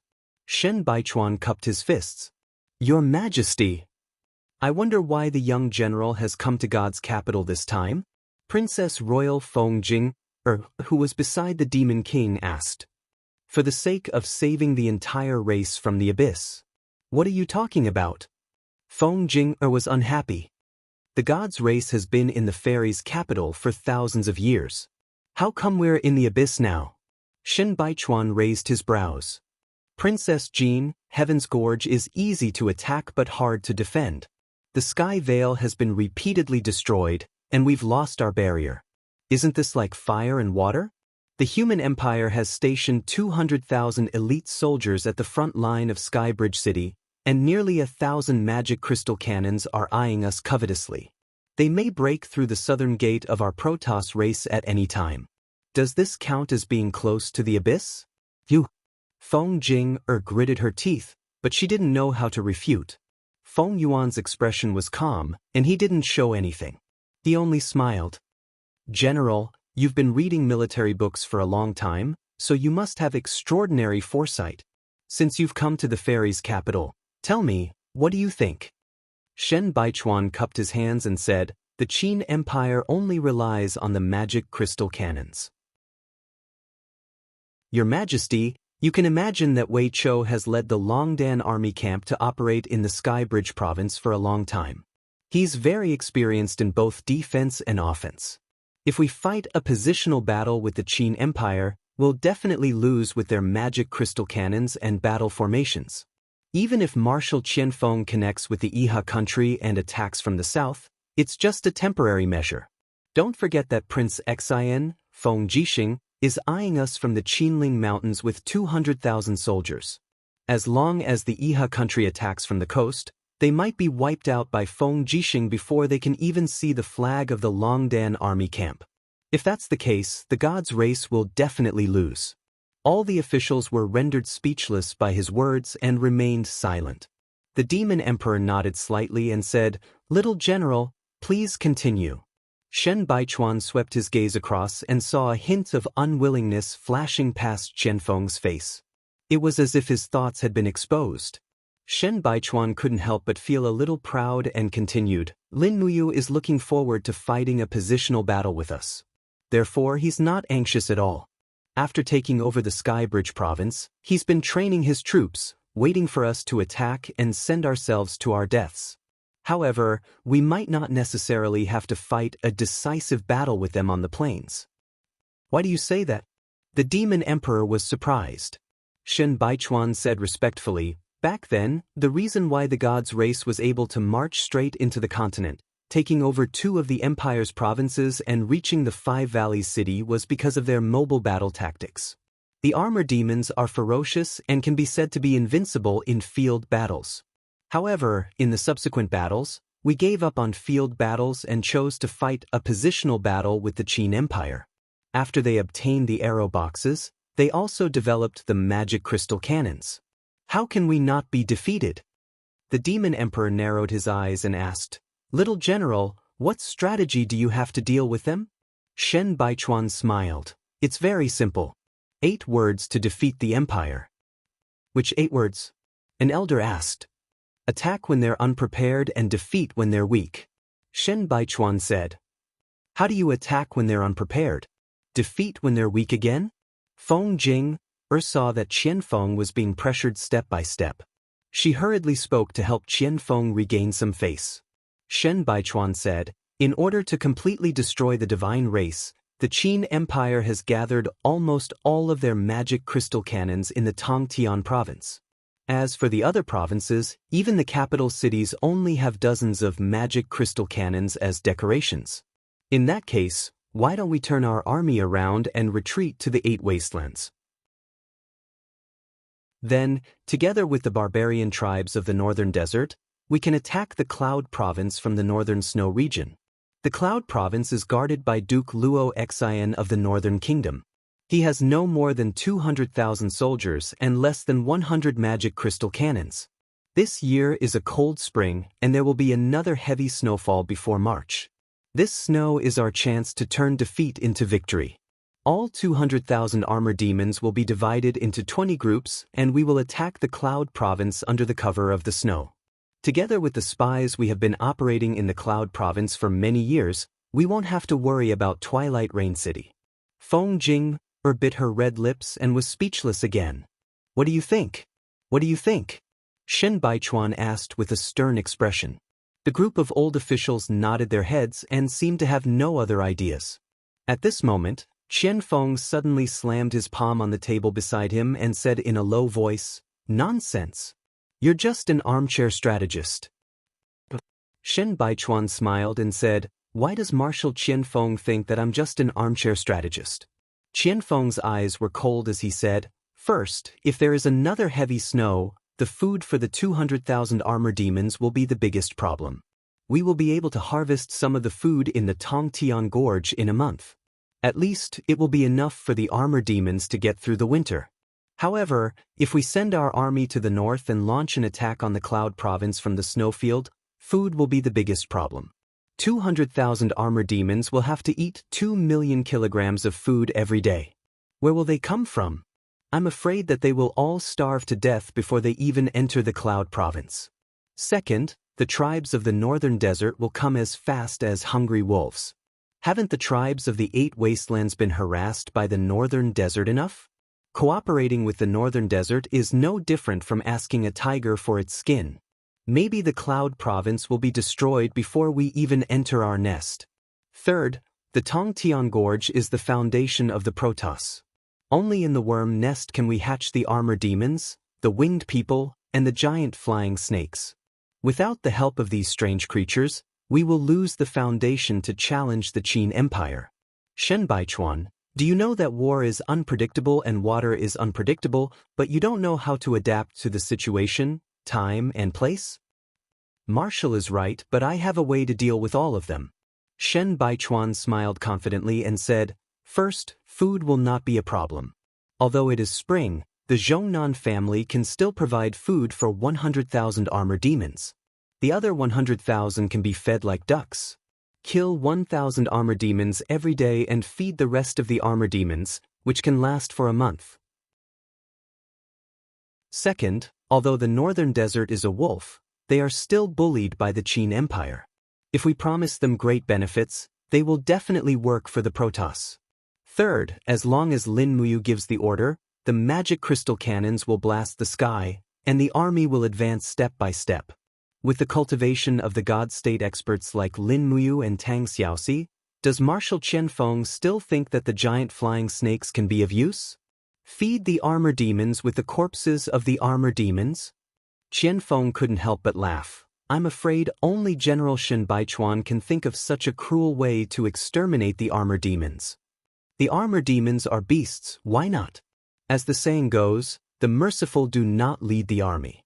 Marshal Qianfeng should understand this, right? Shen Baichuan did not budge an inch and sneered, no wonder the marshal lost to Lin Muyu time and time again. Qianfeng trembled with anger. Shen Baichuan, do you want the entire Protoss to be consigned to eternal damnation? No, I will only let the Protoss become the masters of the Shattered Cauldron world again. Shen Baichuan turned around and looked at the Demon Emperor. He knelt down on one knee and raised a golden seal in his hand. Your Majesty, the Zhongnan family's golden seal is here. As long as your Majesty agrees, Shen Baichuan is willing to lead the 100,000 cavalrymen of the Zhongnan family to regain the lost territory for your Majesty. However, we cannot use Marshal Qianfeng's strategy anymore. The Marshal is merciful and doesn't want blood to be spilled. Naturally, he can't contend with famous generals like Lin Muyu, Feng Jixing, and Xiang Yu. Feng Yuan took a deep breath. He naturally knew that other than the 200,000 armor demons under Qianfeng's command, the 100,000 cavalrymen of the Zhongnan family was the most reliable. Thus, he asked, Young General, where are the 100,000 cavalrymen of the 8 wastelands defending? They are at the 8 wastelands, waiting for your Majesty to dispatch them. Shen Baichuan lowered his head. What he meant was that if Feng Yuan didn't withdraw from the Tongtian Gorge, the 100,000 cavalrymen wouldn't be dispatched by Feng Yuan. Qianfeng, Feng Yuan suddenly called out. Qianfeng hastily cupped his fists and knelt on the ground. Imperial Father, Qianfeng is here. Demon King's eyes flickered. Very well. Someone, give the other commander's seal to Shen Baichuan. From now on, Shen Baichuan and Qianfeng will be the commanders of the divine race. Shen Baichuan will command the 100,000 cavalrymen of the 8 wastelands, while Qianfeng will command the 200,000 armor demons. That's it. Shen Baichuan's face was full of joy as he took the commander's seal. Thank you for your kindness, Your Majesty, but, Your Majesty, if you want me to attack the Cloud Middle Province, I'll need an army of 100,000 armor demons. Additionally, I'll need 10 giant flying snakes. In your dreams, Qianfeng's voice was cold. I won't hand over the armor demons to an unscrupulous person. Shen Baichuan only snickered, but didn't say anything. Feng Yuan opened his mouth. Qianfeng, cede the military power according to Commander Shen's request. Our divine race needs a way out. The Tongtian Gorge is so narrow, it's not a good place to stay for long. Imperial Father, Qianfeng raised his head to look at Feng Yuan, only to see that Feng Yuan's face was old. Feng Yuan was an old man. Even after stepping into the God realm, he still began to grow old. He had long lost his original ambition. Chapter 714. Divine Realm. Squeak, squeak, sounds were incessant. The 2 spirit mountains floating in the heaven realm were constantly colliding and fusing together. The core energy within the spirit mountains was constantly making noises, as if it would explode at any time. Swish, swish, swish. Streaks of white light descended and converged into the figures of battle angels. They were all dressed in the same attire and equipment. They were clad in silver armor, and wings of light slowly unfurled behind them. Among them, a female angel with 6 wings and a sword of light in her hand stood quietly in the air above the 2 spirit mountains. She was silent and just looked at them. Her emotionless eyes flashed with an enchanting brilliance. Her skin was smooth and her facial features were exquisite. She was an absolute beauty. Shi Yen, one of the 6-winged scorching angels, and one of the highest authorities of the Western Heaven Realm. A four-winged angel flew in the air and said respectfully, "Lord Angel Shiyen, the two spirit mountains have begun to fuse, and the plain walls have disappeared. They can no longer be separated." "Damn it," Shiyen frowned slightly and said, "Have the people from East Heaven arrived?" "They have. They have been guarding the other spirit mountain. At the request of the Western Heaven realm, although the 7 luminaries demon emperor did not come personally, he sent his most trusted god emperor named Xiao." "Oomph." The light on the blade in Shiyan's hand soared and said, "The people from East Heaven are so arrogant. They actually want us to wait for them here?" At this moment, the energy in the space suddenly became chaotic. Pa! A spatial crack appeared in front of them. In the next moment, a beautiful figure floated out of the spatial crack. It was Xiao. With the appearance of Xiao, spatial cracks opened in the east, and in the blink of an eye, nearly 100 experts with at least the cultivation of God King appeared one by one, confronting the angel legion of the Western Heaven realm again. "What, do you want to continue fighting?" Shiyen raised her eyebrows. Xiao sneered. "If you want to fight, the Eastern Heaven realm will accompany you to the end. I'm just afraid that you don't have enough four-winged angels to kill. If you send two-winged angels to die, then we, the Eastern Heaven, can't afford to lose face." "What did you say?" Shiyan's gaze turned cold, and a faint killing intent spread out like an avalanche. For a moment, a group of Eastern Heaven realm gods were aghast. This was the first time they had seen a blazing angel-level expert from the Western Heaven realm. This Shiyen was obviously not someone that the previous angel corps could compare to. Anyone who could become a blazing angel must have stepped into the 99th heavenly paradise, and this Shiyen was no exception. There were only 3 six-winged blazing angels in the entire Western Heaven realm, and she was one of them. Xiao's heart trembled slightly. She could already feel the disparity in strength. If she fought this Shiyen alone, her chances of winning would not exceed 40%. If the 7 luminaries demon emperor did not come, no one could beat this Shiyen. However, even so, she could not lose. Thus, Xiao said lightly, "Shiyen, did you call me here to continue the god war, or to negotiate peace?" Negotiate peace. Shiyen was also unwilling to continue fighting. Otherwise, both sides would suffer, and it would only benefit the people of the Northern Heaven realm and the Southern Heaven realm. Her eyes became gentle, like a god who pitied the world. Her gentle eyes seemed to be able to melt people's hearts. She raised the corner of her mouth and smiled. "However, the condition of the negotiation is, these 2 spirit mountains belong to the Western Heaven realm."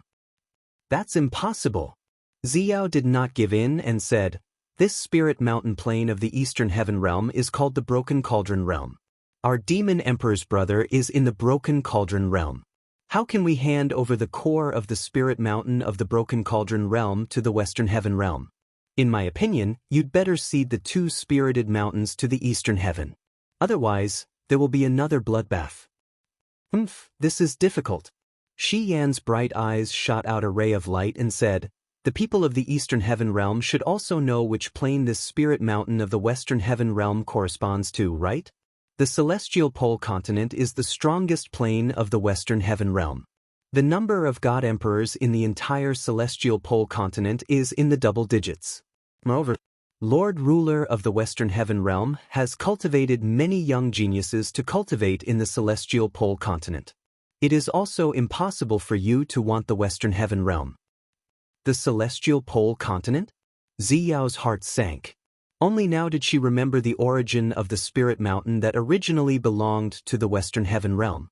The celestial pole continent was the cradle for the Western Heaven realm to cultivate geniuses and experts.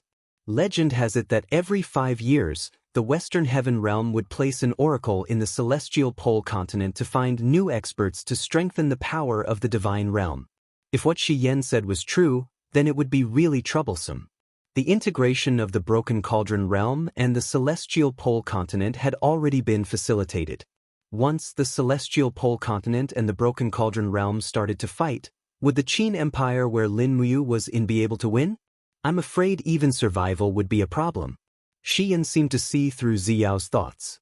She couldn't help but smile. "Fairy Xiao, in my opinion, It is better to let it go. Whatever happens in the celestial pole continent and the broken cauldron realm, the eastern heaven and the western heaven realm should not interfere. How about it?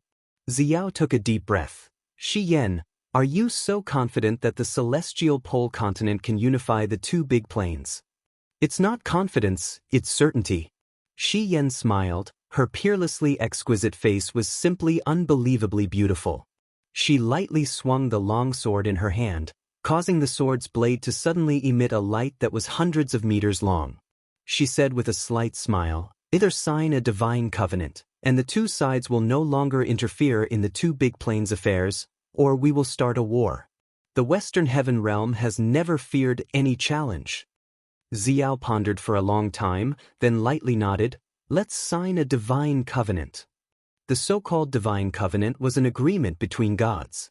Once the agreement was signed, as long as one party violated it, the signatory would lose the power of the laws. A god-rank expert losing the power of the laws was equivalent to becoming a useless person. Rustle, rustle, rustle. A faint golden light flickered on the divine covenant stone. When Xiao and Shi Yan injected their divine power together, the divine covenant stone quickly disappeared in space, turning into a wisp of power of the laws. This agreement would be supervised by the laws. The divine covenant has been established. Shi Yan smiled cheerfully. All the gods on the God Realms list are not allowed to enter these two big planes. Furthermore, the divine power of the two big heaven realms is also prohibited from interacting with these two big planes. If you violate this, it will be either you or me who will fall. Do you understand? Understood. Xiao indifferently looked at Shi Yan, then her figure slowly disappeared. The Eastern Heaven realm gods behind her also disappeared one by one, as if they had never been here. Shi Yan looked at the two spirit mountains again, took a deep breath, and said, "I hope the gods of the celestial pole continent will not disappoint me and the ruler. All right, let's go back." Swoosh, swoosh, swoosh, beams of light shot into the sky, and in the blink of an eye, all the angels in the sky disappeared. The two spirit mountains still remained in the sky, as if nothing had happened. What? In the palace in East Heaven, the seven luminaries' demon emperor's astonished voice sounded. The shattered cauldron realm and the celestial pole continent have really merged. You even signed a divine covenant with Shi Yan? Xiao stood there quietly, her face full of grievance. If I didn't sign a divine covenant, I'm afraid the people I brought wouldn't even be enough to fill the gaps between Shi Yan's teeth. The blazing angel-level gods of the Western Heaven realm are indeed not simple. Shi Yan's power is probably not much inferior to yours, Demon Emperor. Is that so? The seven luminaries' Demon Emperor was unconvinced and said, "I've met Shi Yan once, and she's not as strong as you say." It's just that, Xiao, you've descended to the mortal world too much, affecting your cultivation. From now on, just focus on your cultivation. With that said, the seven luminaries' Demon Emperor's eyes surged with thick killing intent. Good, Western Heaven realm, so insolent. Shi Yan, a mere blazing angel, dares to look down on East Heaven. Just wait and see, sooner or later, I'll beat Shi Yan until she cries out in pain and kneels on the ground begging for mercy. I'm not willing to be my concubine. What did you say? Xiao asked softly. Although her voice was soft, it was full of murderous intent. The seven luminaries' Demon Emperor's body trembled. No, nothing. Didn't I say it? I'm not willing even if she wants to be my concubine. Xiao snorted lightly. Dream on. Shi Yan has been single for tens of thousands of years since she stepped into the god realm. She's known as the #1 goddess of the Western Heaven realm. With your looks, you still want to take her as a concubine? You should wait for you to ascend and try. You is much more handsome than you. The seven luminaries' Demon Emperor was filled with grief and indignation. Are you even one of my people? Your elbow is almost touching the root of your thigh. Besides, that's just a superficial appearance. With my graceful temperament, I don't believe that Shi Yan won't look at me. Unless you use the seven glorious stars transformation to hit her, I don't think she will necessarily look at you. Xiao said indifferently. The 7 luminaries demon emperor didn't care much about it. He rubbed his nose and said, "I'm afraid that next will be trouble for that brat you. After signing the divine pact, we can't even send a divine oracle to you. Even if his telekinesis penetrates the plane, we might not be able to receive it. Whether the Shattered Cauldron realm can escape this calamity depends on you, Feng Jixing, Qin Yin, and Tang Xiaoxi." "Don't worry." Ziyao smiled slightly. "This is also Yu's cultivation. This is the test of fate. If he can't pass this, how can he become the supreme ruler of the God realm?" Yes. Unknown alternate world. The dark land was barren. Only a little starlight shone down from the sky. The ground was full of barren wreckage. It was hard to tell whether it was the bones of animals or humans. Even the wild grass was black. It was probably because it hadn't been exposed to sunlight for a long time. Boom, boom. An intense shock came. A 4-legged beast about 20 meters tall stepped over the barren mountain ridge. Its roar shocked the surroundings. This was a dog beast. It looked like a vicious dog, but its body was surrounded by layers of rocks.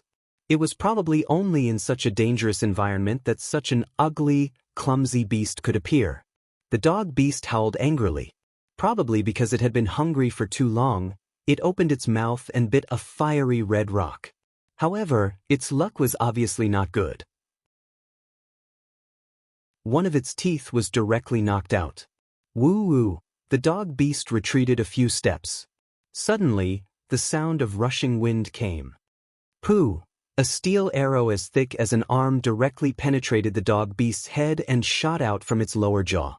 Instantly, the huge beast collapsed. Its skin burst open, revealing the stinking internal organs and blood. In the sky, a person was flying in the wind. Under the starlight, he frowned. Damn, another pile of smelly meat. How unlucky. Is there only one piece of fresh meat in the banished land?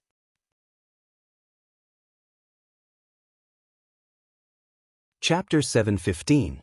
The land of exile, as its name suggested, was a plain of exile. Those who could come to the land of exile were destined to be exiled evildoers. They were either villains or people who had offended the nobles. The land of exile was filled with ferocious beasts and countless experts, but only a few could walk out of the land of exile alive. The only thing that awaited the exiled was death.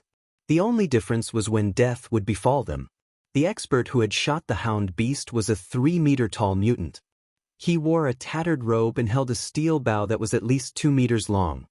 His face was covered in dozens of scars, and the whirling wind under his feet allowed him to stand in the air, but it did not seem like he could stay that way for long. He had already forgotten his own name. If he had to give a name, it would be General Iron when he was exiled more than 20 years ago.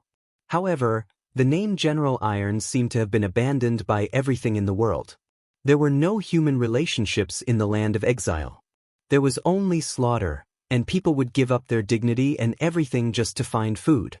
General Tai landed on the ground and used his half-rotten leather boots to kick the hound beast's corpse. Immediately, black, rotting blood splattered everywhere.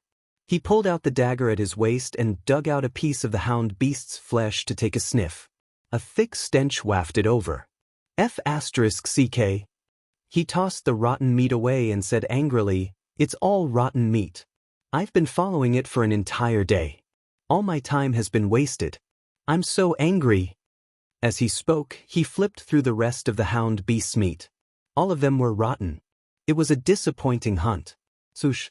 Just as General Iron was flipping through the rotten meat, a blood-red light suddenly fell from the distance. Was that the light of the exiled? General Iron's memory was still very clear. He had brought this light to the land of exile all those years ago. That should be the exiled person, right? Human flesh works too. General Iron licked the corner of his lips. The last time he had eaten human flesh was not that long ago. Just half a month ago, it was a young man in his 20s. He was in the heavenly realm, but General Iron had killed him with a single palm strike. The flesh on his body was enough to last him for 10 days if it did not rot. Stepping on the ground, General Tai charged over as if he was flying, the dagger in his hand gleaming coldly. However, when General Iron arrived near the exiled people, he was stunned. There was a huge crater with thick smoke rising from it. At the center of the crater, there was a golden ball lying there quietly. The light it emitted would occasionally surge and then disappear. What is this? General Tai picked up the ball and did not find it scalding at all. Instead, it felt cool and refreshing. Moreover, a wave of vigorous light elemental energy flowed into General Tai's body through the ball. It was very stimulating. General Tai was taken aback. At this moment, the sphere suddenly disappeared with a flash, turning into streaks of light. The light gradually condensed into the figure of a girl around 5 years old. However, the girl's eyes were blood red as she stared at General Tai silently. "It's a doll. What the hell?" General Tai grunted coldly and said, "Kid, who are you? Why were you exiled here? Tell me the truth or I'll eat you. Understand?" The girl looked at General Tai in a daze. There was a hint of fear in her blood-red eyes as she asked, "Where is this?" "This is the banished land. Tell me first." "Or you, The girl stood there in a daze. After a few seconds, she still shook her head blankly. "I don't know who I am either. Then why are your eyes blood-red?" General Tai squatted down and placed his dagger against the back of the girl's neck. As long as the girl made any movements, her head would be removed immediately. "I don't know either," the girl said blankly. General Tai's palm moved gently. He was searching for a gap in the girl's neck bones so that he could kill her in a single strike. In the decades he had spent in the banished land, he had gradually learned to turn killing into an art. Otherwise, how hard would it be to endure the years of decay? Just then, a cloud of smoke suddenly rolled over from the bushes in the distance. Strangely enough, the smoke did not rise up. Instead, it lay on the ground. General Tai hurriedly retreated a few steps with his dagger in hand. It was a fog beast. The fog beast was one of the most common wild beasts in the banished land, but it was also one of the most lethal enemies. The fog beast moved silently and was used to hiding in the fog at night to ambush its opponents. Its teeth were sharp and it could kill its enemies in a single strike. However, the girl frowned. Suddenly, as though she had gone berserk, the blood-red glow in her eyes intensified. She crawled on the ground and charged at the fog beast at lightning speed. Immediately, the fog scattered. The girl fought the beast in the fog. She was silent, but the fog beast let out a tragic cry that sounded like a cat's meow. In the blink of an eye, the fog dispersed. The girl was lying on the corpse of a fog beast that weighed about 50 kilograms. She opened her mouth and bit down on the fog beast's neck. General Tai actually felt a little timid at that moment. "What's wrong?" The girl opened her mouth, revealing a pair of bloody fangs. "How is this a girl?" She was more like a tiny demon. "You can sense the fog beast?" General Tai asked. "What's a fog beast?" The girl was confused. "This one." General Tai pointed at the fog beast's corpse on the ground. "Yes." The girl nodded. "I can smell his aura." "Is that so?" General Tai was very shocked.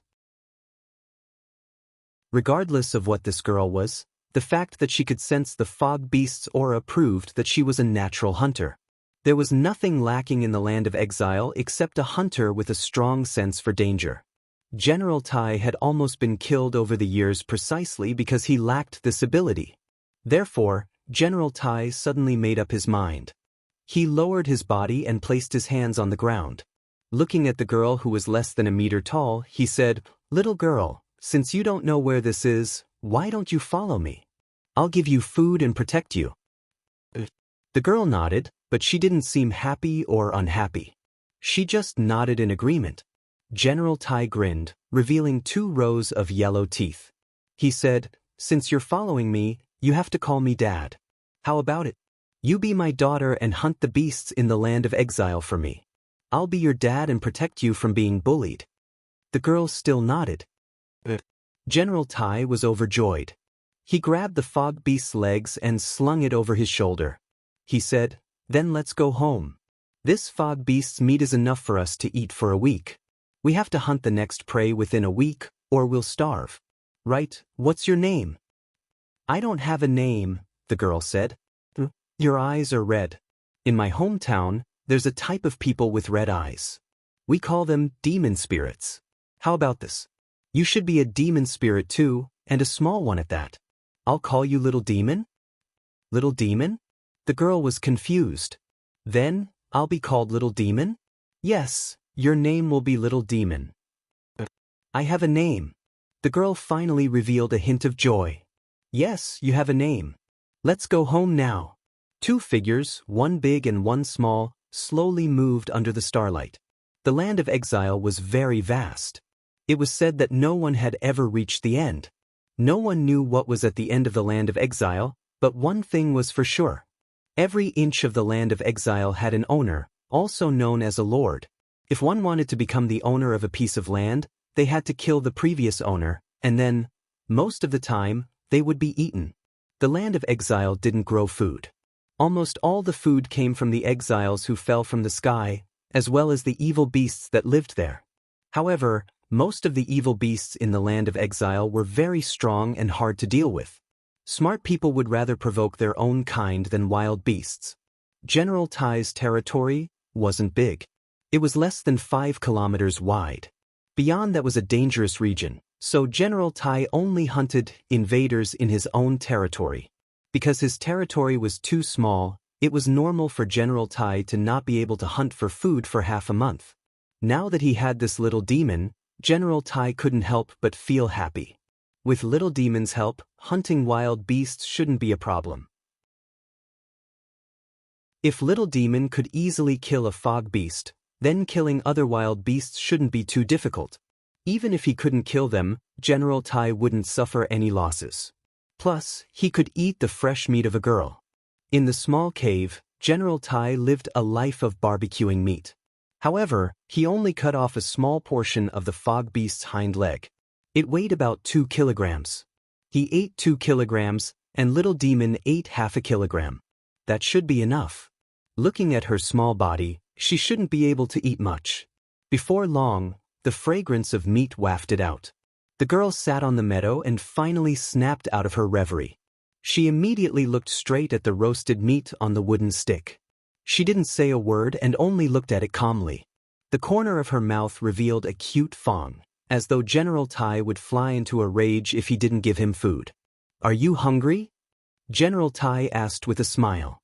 "Yes." The girl replied emotionlessly. "Come." General Tai cut off a piece of meat. The girl finished it in 2 or 3 bites and didn't find it too hot. "It can't be." General Tai was dumbfounded. He cut off another piece of meat and the girl finished it in 2 or 3 bites. Therefore, General Tai ate less than half a kilogram of meat out of the 5 kilograms. He had no choice but to change his plans. Given the little demon's appetite, he had to kill a new prey within 3 days or he would starve. Starlight shone on the edge of the cave as the bonfire flickered its last bit of light. The little demon fell into a deep sleep on the meadow. General Tai held a dagger in his hand and sharpened a sturdy wooden stick into an arrow.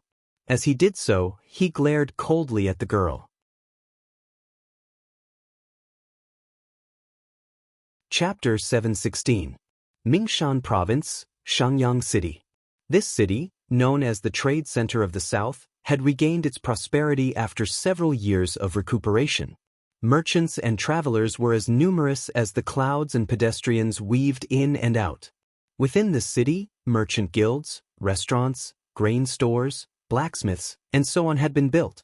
Moreover, Qin Yin's policy of subduing the world by force had been continued. Just within Shangyang City alone, there were 7 sacred temples for martial artists to reside in. To the north of the city stood a towering camp that stretched for 10 miles. This was the Mingshan army that guarded Mingshan province. This Mingshan army was formed from the 55,000 troops of Qihai province that Xiang Yu had once commanded. Together with the recruits from the province, there was an army of 100,000 people. With these 100,000 people, it was enough to guard the southern border of the empire. The camp was adjacent to a mansion with green tiles and white walls. This was Duke of Southern Residence, where Xiang Yu lived. It was early spring, and the weather in the south was slightly warmer. The dozen or so peach trees in the courtyard were all in full bloom, and in the center of the courtyard, Xiang Yu stood there majestically, spear in hand. Golden air swirled around him. He was trying to break through to the 19th layer of heavenly abode, but it didn't seem to be going well. His brows were tightly furrowed, and his face was covered in sweat. Husband. A figure walked over from the hall. It was Tang Wei, holding a towel. She was now a beautiful middle-aged woman, and the passage of time hadn't taken away her beauty. Instead, it added a bit of mature charm to her. She helped Xiang Yu wipe the sweat off his face and said, "Don't work too hard. If you can't break through today, then wait until tomorrow." Xiang Yu took a deep breath and continued to show tenderness on his face. "Little Wei, thank you. You're too courteous." Tang Wei giggled. She wet the towel in the basin carried by a maid, wrung it out, and gave it back to Xiang Yu. "Have you heard that Lin Muyu and Xiao Shi went to demon-subduing pass? It's said that they even facilitated the marriage between Marquis of Western Garrison Tang Jin and the Saintess of the Demons, Ling Hu Yen." "Yes, I've heard about it." Xiang Yu nodded. "But little Wei, don't call the Qin King by his name in the future. He's now the Qin King of the Empire. He's no longer that Lin Muyu." "Humph." Tang Wei's face was filled with indignation as she said, "He and Feng Jixing's hands are stained with the blood of our Tang family. This group of executioners, one by one, took over the power, and even created the so-called three kings ruling the world. Husband, if you hadn't taken advantage of the night to attack Iha country's capital city, Bai Ling City, would Lin Muyu and Feng Jixing be able to sit firmly on the throne?" "Alas, don't say any more." Xiang Yu frowned. "However," Tang Wei continued, "if Her Highness Ying didn't die, I'm afraid that my husband would have already become a marquis who controls half of the country. Why would he be assigned to this border city? There's nothing bad about Shangyang City. It's an outstanding place with a beautiful landscape and clear waters. Besides, Shangyang City is a prosperous city with prosperous trade. It's enough for us to live here without worrying about food or clothing. Husband, are you really satisfied with just a corner of the world?" Tang Wei looked straight at Xiang Yu. Xiang Yu's eyes were filled with helplessness. He couldn't help but let out a sigh and said, "Times have changed. Back then, my cultivation was enough to rule Lanyan City, but what about now? Lin Muyu, Feng Jixing, Tang Xiaoxi, and the others have all surpassed me. In addition, Jin Yifan and Tang Lan have all lost their power. Now, it's Lin Muyu, Feng Jixing and Qin Yan's world. It's no longer the Qin family's world." Tang Wei smiled faintly and said, "Husband, there's a letter from outside the Eastern Sea. Are you willing to take a look?" "Outside the Eastern Sea? Let me see it." "Yes." Tang Wei took out a letter that was almost crumpled. After Xiang Yu took the letter, he shot into the hall like lightning. After opening the letter and glancing through it, his heart was in turmoil. It was the handwriting of the Iha country's young lord, Qin Huan. The content was naturally an agreement with Xiang Yu to coordinate from within and without. They would first seize Lingkong province, then march into the other provinces of Lingnan and plant the Iha country's flag on this land again. Tang Wei walked in with large strides and asked, "Husband, what do you think?" It was obvious that Tang Wei had already read this letter. Xiang Yu frowned and said, "The Iha country has long since withered away. What power does it have to compete with the empire? Besides, I, Xiang Yu, am the descendant of the war god Xiang Wenin. How could I do such a shameful thing like colluding with the enemy and committing treason?" As he spoke, Xiang Yu suddenly opened his palm and the letter was quickly shredded by his divine power. He looked at Tang Wei with a stern expression and shouted in a low voice, "Little Wei, you're too insensible. Do you know what the consequences of colluding with the Iha country are? You'll be hanged on top of the city gate. I hope you can learn to be smarter and stop doing such foolish things. I won't remind you of this a second time. You're on your own now." Xiang Yu turned around and left for the Mingshan army's camp. He left Tang Wei standing there alone, tears pouring out of her eyes. Tang Wei's body trembled as she murmured, "Xiang Yu, have you forgotten that you're the Tang family's son-in-law? Is the Tang family's enmity not your enmity? How can you be the enemy's dog and ignore your grandfather's unjust death?" "Xiang Yu, since you're heartless, Don't blame me for being unjust. Behind her, a black-robed attendant floated out like a ghost. He was about 50 years old and had a weathered face. He said respectfully, "Princess Wei, are you calling for this subordinate?" Tang Wei's beautiful eyes were filled with killing intent as she said, "How's the preparation of the magic crystals?" "We've refined about 150 kilograms of magic crystal coins. 3 brave warriors are willing to sacrifice themselves for the 7 Seas Tang sect. As long as Princess Wei gives the order, we're willing to do anything." "Good, that's great." Tang Wei turned around to look at him and said, "Tang Xian, you're one of grandfather's people. Now that the enemy is right in front of you, Feng Jixing will lead light cavalry to Shangyang City to patrol the Mingshan province in 3 days. You'll blend into the crowd and activate the magic crystals while the people are kneeling to welcome Feng Jixing. I don't believe that the explosion of 150 kilograms of magic crystals won't be able to kill Feng Jixing, who's only at the first heaven of the divine state. Feng Jixing killed my second brother, so he must die." As she spoke, Tang Wei's delicate face became extremely hideous and twisted. Tang Xian cupped his fists and said, "I'll definitely obey Princess Wei's orders. However, if we do this, I'm afraid that the innocent people in Shangyang City will be harmed. The explosion of a magic crystal weighing 150 kilograms will cause a shockwave of hundreds of meters. I'm afraid that tens of thousands of people will die because of us. Those who achieve great things don't bother about trifles. Why do you care about those commoners?" Tang Wei said coldly, "You just need to kill Feng Jixing. Once Feng Jixing dies, Lin Muyu will definitely vent her anger on the Mingshan province. I'll see if Xiang Yu will rebel or not." Tang Xian nodded. "I'll do as you say." He wanted to say something but stopped. "Do you have anything else to say?" Tang Wei asked.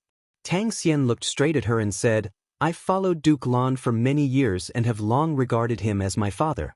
As for you, I've been watching you since the day Princess Wei was born. Princess, I have something to say, but I don't know if I should say it." "Say it." "Using our strength to go against Prince Qin and Prince Xian's strength is no different from striking a rock with an egg. Princess Wei, you can imagine Princess Shi. She's now the princess of the supporting nation and maintains the relationship between the demon race, the savage tribe, and the empire. She can be said to be the mainstay of the empire and is loved by the people.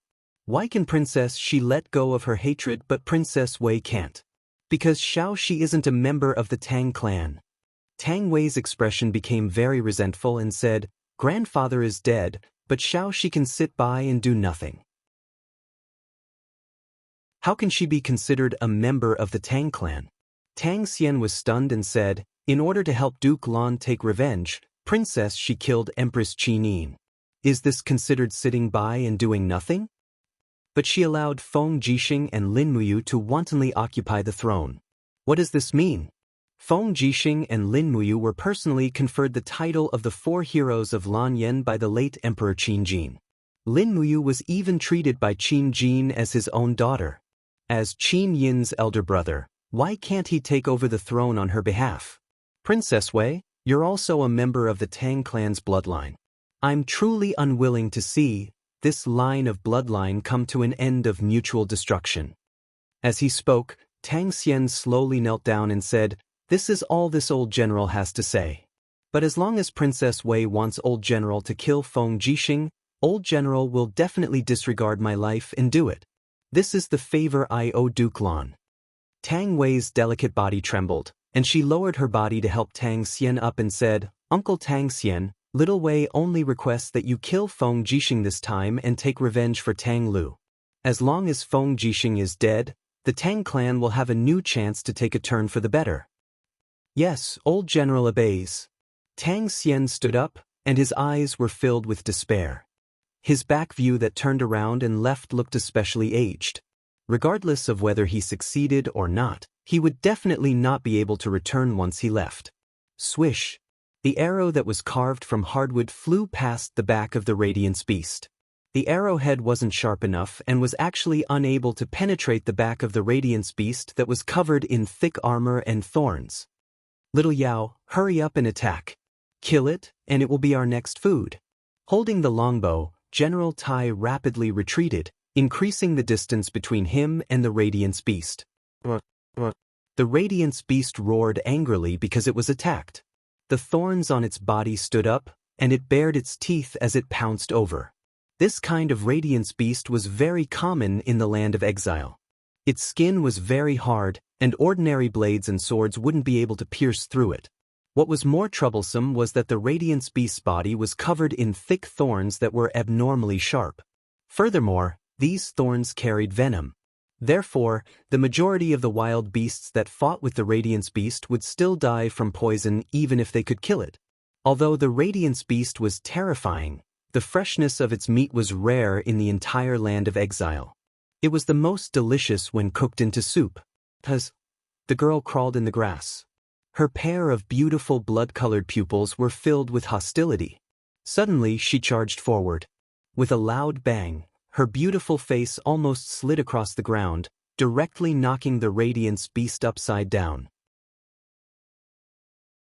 The Radiance Beast's abdomen was soft and tender, so it didn't have any prickles.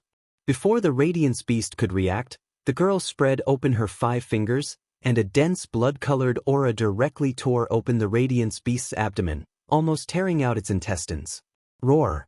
The Radiance Beast struggled and roared.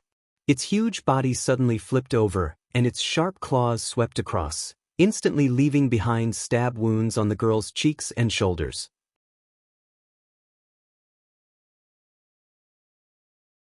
Chapter 717.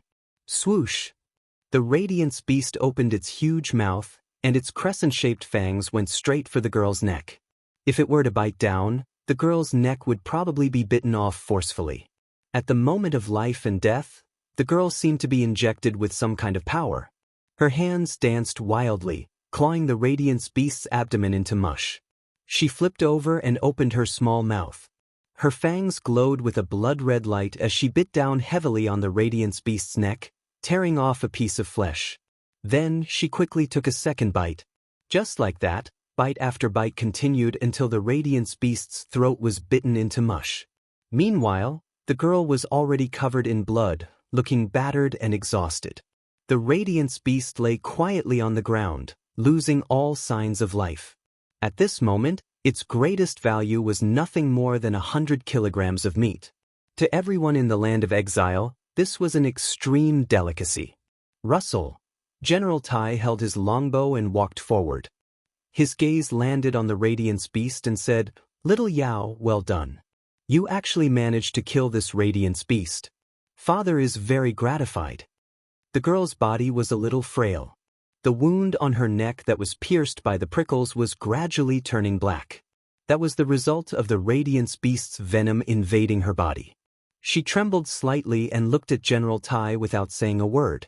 General Tai raised his hand and grabbed the Radiance Beast's thornless tail. He dragged it backward and patted the girl's head. "Let's go.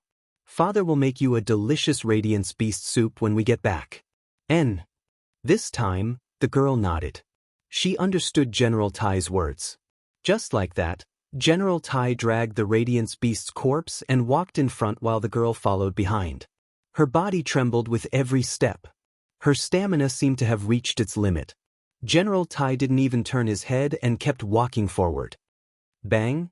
A few minutes later, there was a loud sound and a flower of blood bloomed on General Tai's shoulder. That was a wound caused by an iron marble. Immediately, the Radiance Beast in his hand fell to the ground.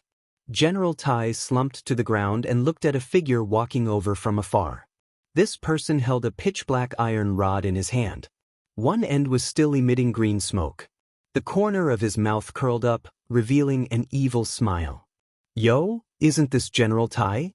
What? Your body of steel was actually pierced through by my elemental spear, huh?" He looked to be around 40 years old, and his face was fierce-looking.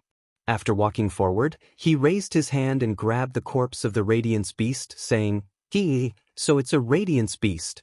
Not bad, not bad. Oh, what a pity, General Tai. You won't be able to eat this Radiance Beast, but you're very lucky.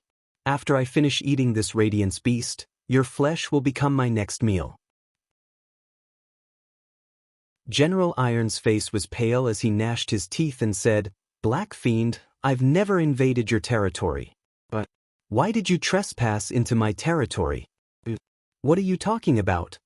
Black Spear smirked coldly.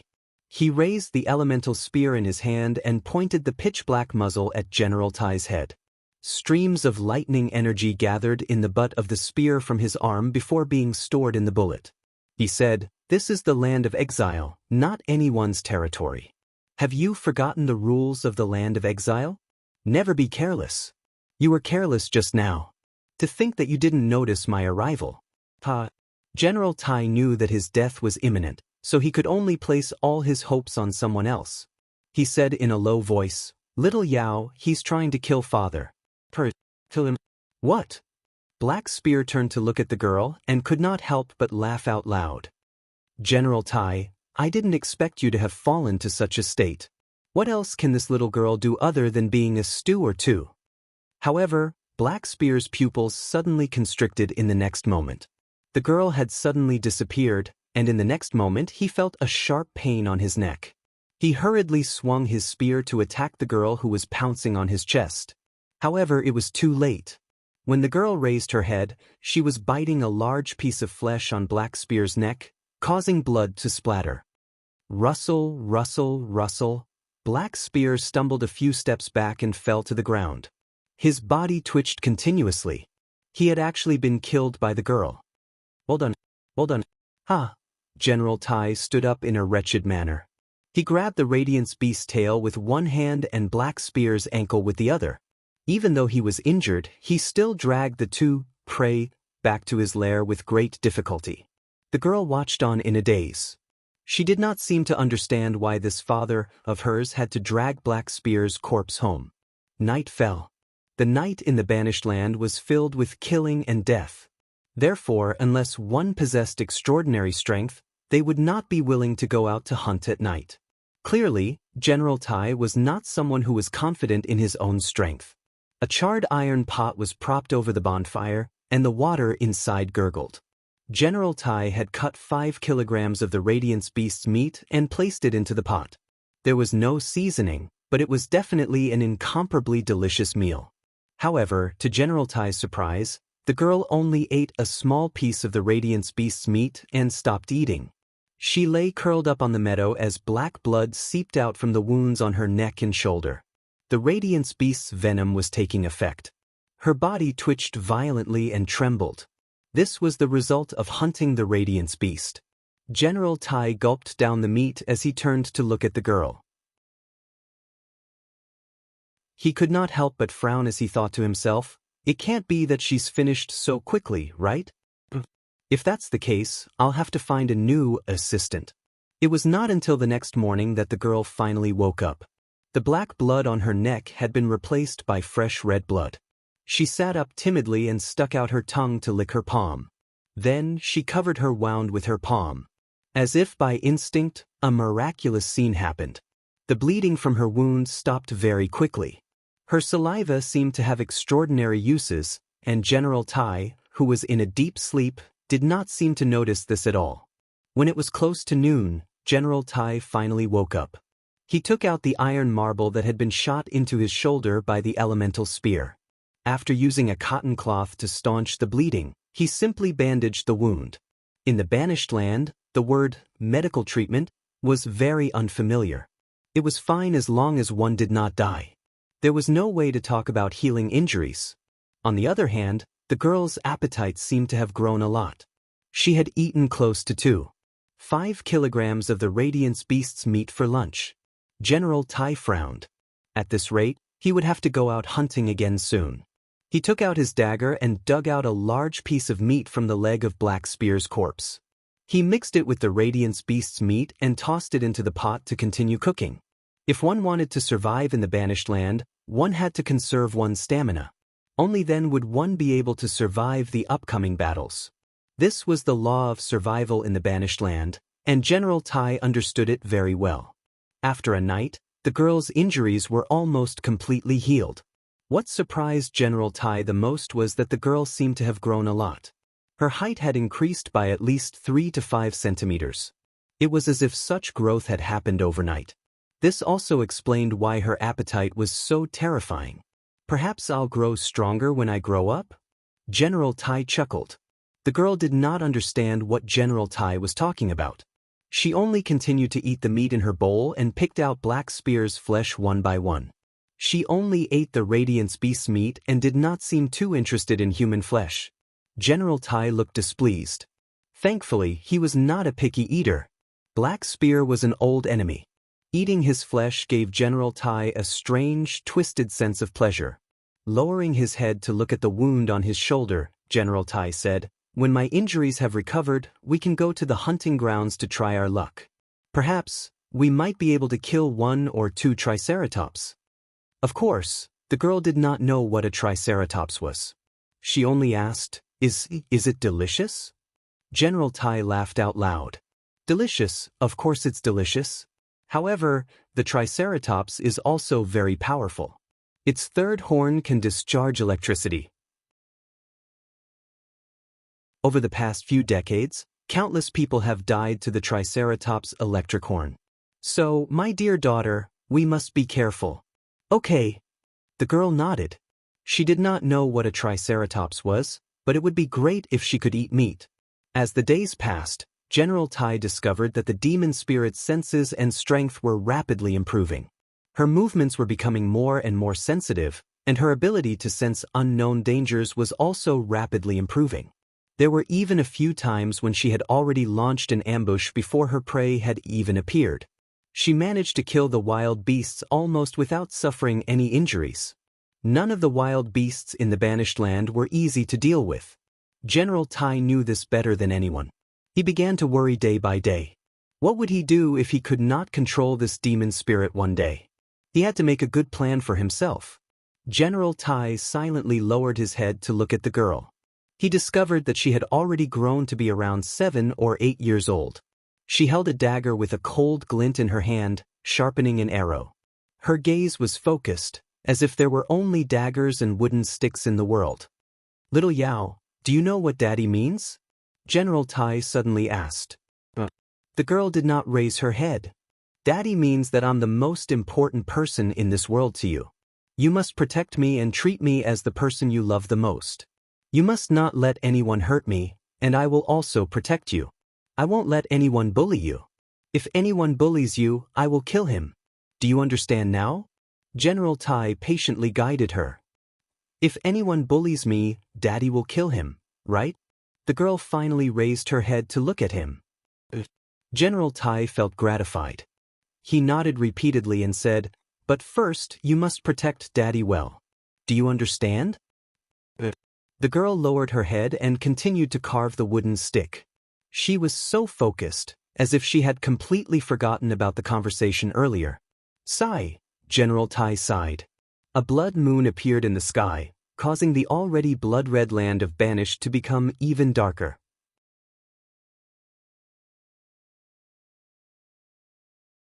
Chapter 7:18. What exactly is Ashura? Under the starry sky, Lanyan City was exceptionally quiet. Not far from the city, the National Monument was even quieter. Countless warriors who had sacrificed their lives for the empire were buried under the huge stone tablets. Lin Muyu was lying on his back under a stone tablet, his hands supporting the back of his head. He looked up at the starry sky and suddenly asked this question. After returning to Lanyan City, he would come here almost every day to accompany Chu Huayin, Qin Lei, Lei Hong, and the others in front of the tombstones. It was good to talk, otherwise he would feel suffocated. Shura, Tang Xiaoxi was wearing a dark blue cloak. She sat on a tree trunk at the side, her legs swaying in the cold wind. She said, "Actually, I'm not too sure, but it sounds very powerful." Shura is a hunter in the dark, a natural hunter. It's recorded in the ancient books, but it seems that no one has ever seen a Shura. Lin Muyu pursed her lips and said, "I don't know how Xiao Yin is now. If only we could know which plane she is in, we could go find her and help her get through this." Tang Xiaoxi smiled faintly. "Xiao Yin must have lost her memory now. She doesn't know you at all. If you interfere, she might beat you up. Alright, if you want to know where Xiao Yin is, maybe you can ask for help from the God Realm." The 7 luminaries Demon Emperor and Xiao Fairy can help us. No, the Demon Emperor told me in my dream last night. He said that Xiao has signed a divine pact with a blazing angel called Shiyen from the Western Heaven Realm and can no longer help us. He didn't say anything else. He said that he was afraid of activating the divine pact and causing Xiao to lose all her cultivation. In any case, he told us to be careful. I see. Tang Xiaoxi pouted and said, then what should we do? Are we just going to wait like this? I wonder how Xiao Yin is doing now. She must have suffered a lot by herself. Lin Muyu smiled bitterly. Xiao Yin has already tasted the bitterness and humiliation of the 3 realms in the 6 paths of reincarnation. My chest hurts when I think of her suffering in some unknown place. Xiaoxi, my heart aches for her. Tang Xiaoxi fell into silence for a few seconds before she muttered, I also feel sorry for Xiao Yin. It's all my fault. If you want to blame someone, blame the demon tribe. If Yaoji of the demon tribe hadn't controlled your mind, Xiao Yin wouldn't have ended up like this. As she spoke, Lin Muyu clenched her fists and said, within a year, I'll definitely wipe out the devil race completely from the continent. Tang Xiaoxi was slightly surprised. Mu, are you serious? Yes. Lin Muyu nodded. We have to be decisive. Otherwise, leaving the devil race in the Tongtian Gorge will always be a big problem for us. The Demon Emperor told me to be careful. There must be other strong enemies. Before the strong enemies come, we must first wipe out the devil race and unify the entire continent. Xiao Yin, the 7 Seas Tang sect has been rebuilt. What are your plans for the future? The 7 Seas Tang sect has Tang Zone. I've already imparted all of the fire god's seal to him. I believe that with Tang Zong's comprehension, he'll have great achievements in 3 to 5 years. The Tang sect won't need me then. I want to be with you and wait for Xiao Yin to return. Lin Muyu suddenly smiled, and then stay by my side. I was worried that you said you'd stay in 7 Seas City. If that's the case, I'll miss you. I'll have to fly for a long time just to see you. Tang Xiaoxi couldn't help but feel flustered. She smiled sweetly and said, really? Lin Muyu didn't look at her. She continued to look at the sky and said, I'm not a plant. When I was in the Nether Spring realm, I already thought that if I love someone, I should treat them with all my heart. I'm a person with the sovereign persona. Since I was lucky enough to awaken the sovereign persona, then I'm also lucky enough to have you and Xiao Yin. Aren't you afraid that Xiao Yin will be jealous? Tang Xiaoxi asked carefully, afraid that his answer wouldn't satisfy her. Lin Muyu took a different approach and said, I'll thank the heavens if you're not jealous. I'm not worried about Xiao Yin. What kind of person do you think I am? I'm saying that because I didn't misjudge you. In the distance, a group of royal guards dressed in the armor of the royal guards were waiting. They watched the young man lying on the nation-guarding monument that was revered by the world. If it was anyone else who dared to be so disrespectful, they would have been dragged out and beheaded. However, the person in front of them was the Qin Emperor, Lin Muyu. He was the person who turned the tide. Furthermore, he had such a close relationship with Chu Huaying and Qin Lei when they were alive. Presumably, the 2 of the 4 heroes of Lan Yen who had died for the country wouldn't blame him for anything. Early in the morning, amidst the rumbling sounds of nooses, Shangyang City's north gate was opened. Countless commoners who were waiting to head out to farm or hunt filed out of the city. When it was close to noon, a group of royal guards appeared and sealed the city gate, preventing commoners from entering. There was no other reason for this. One of the empire's 3 kings, Feng Jixing, was going to arrive very soon. Outside the city, the flags of the empire's purple Yinghua flower and Prince Xian were intertwined. The number of people Feng Jixing had brought with him was not a lot, but it was not a small number either. There were 500 light cavalry troops accompanying him, and their extravagance was far from that of some dukes and marquises. After all, Feng Jixing had stepped into the divine realm a long time ago, and a forged celestial lattice had allowed his abilities to multiply. Now that he had obtained 2 divine weapons that were substandard divine weapons, it was clear that his abilities had improved by leaps and bounds. There was no need for him to worry about being assassinated. A row of cavalry troops opened up a path at the front.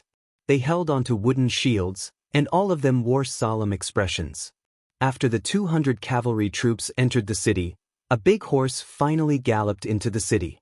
It was Feng Jixing, who had been waiting for a very long time. He felt very vexed at having to rely on the nobility, but those officials said that this was a rule passed down from their ancestors and that they could not go against it. Therefore, he could only put up with all of this. Following behind the cavalry troops, Feng Jixing wore a set of light gray armor and golden battle robes. Having stepped into the divine realm, he appeared even more handsome and handsome, causing the commoners in the city to be stunned. Then, should we believe in Prince Feng Jixing? He's so handsome, it's no wonder that such a character can eliminate the traitors of Peace Country.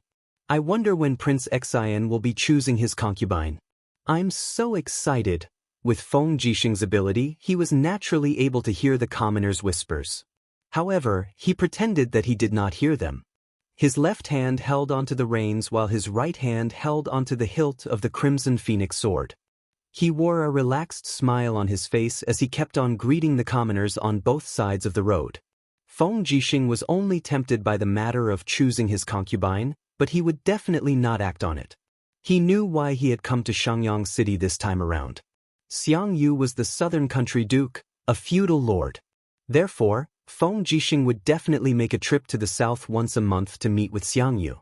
He would have a drink or two with him and chat about some trivial matters regarding the empire and Lanyan City, using this to probe Xiang Yu's heart. Feng Jixing knew that if Xiang Yu were to create trouble in the south, the empire would probably sink into another internal strife. Lin Muyu did not have the time to deal with such public relations. Therefore, Feng Jixing could only trouble Prince Xian.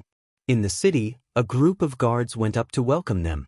Right in front was a general who wore 2 golden general stars.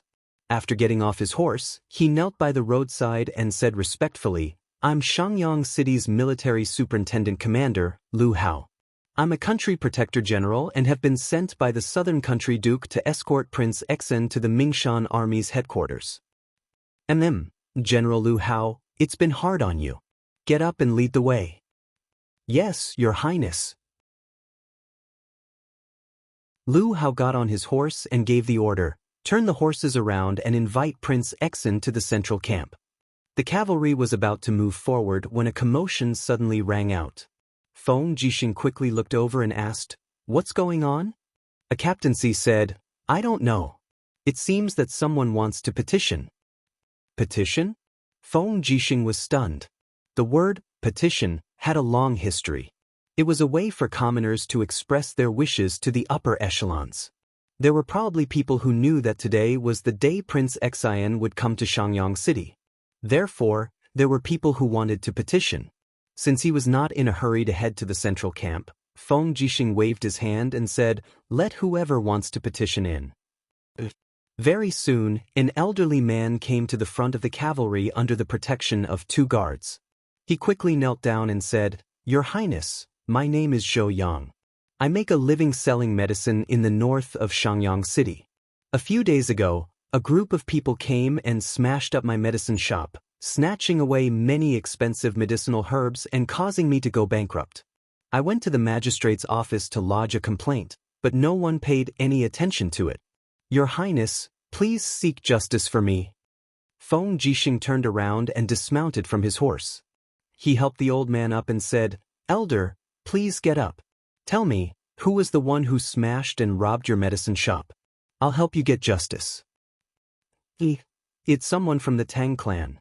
It's Tang Wei's distant cousin, someone called Tang Wu." "Tang Wu?" Feng Jixing frowned and said, "Elder, please return home first. I'll send someone to investigate this matter. Don't worry, we'll definitely seek justice for you." "Thank you, Your Highness." The elderly man turned to leave. However, he had only taken a few steps when his body suddenly trembled and he fell down in astonishment. Fresh blood had soaked through his clothes from his chest, and an arrow could be faintly seen piercing through his head. He had been shot dead. "Who is it?"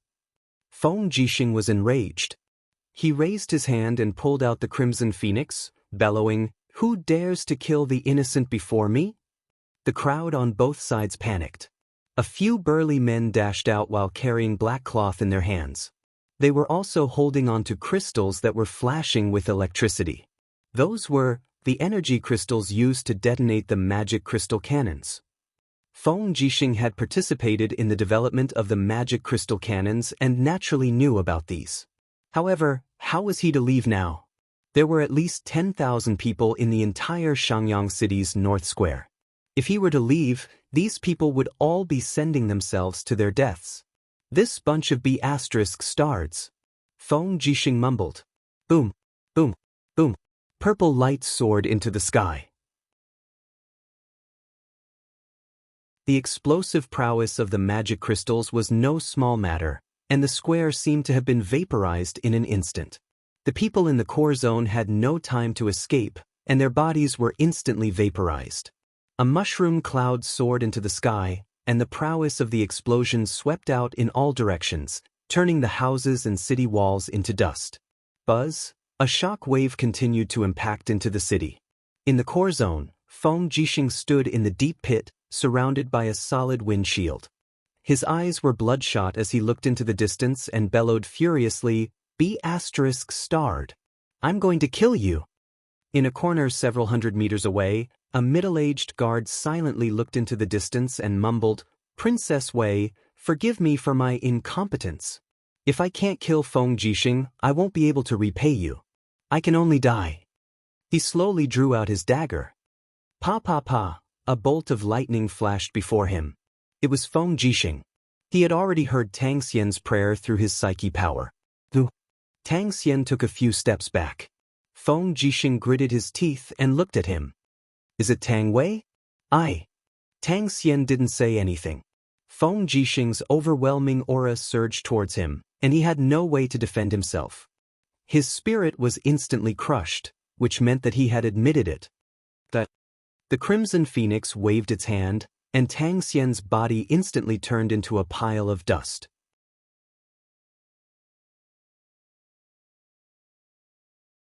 Chapter 719. What?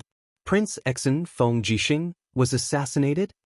In the central tent, Xiang Yu slammed the table and stood up, bellowing fiercely, Nonsense!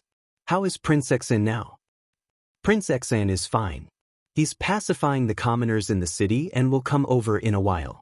General of the South Zhao Haishan's countenance was ashen. He knew what this assassination meant. Have you found out who did it? Xiang Yu asked with narrowed eyes. We found out. It's someone instructed by Princess Wei's retainer, Tang Xian. They used a few magic crystal cannons to explode Shangyang City's North Gate, killing and injuring over 4,000 innocent commoners. Where's Tang Xian? He's already been killed by Prince Exin. How muddle-headed!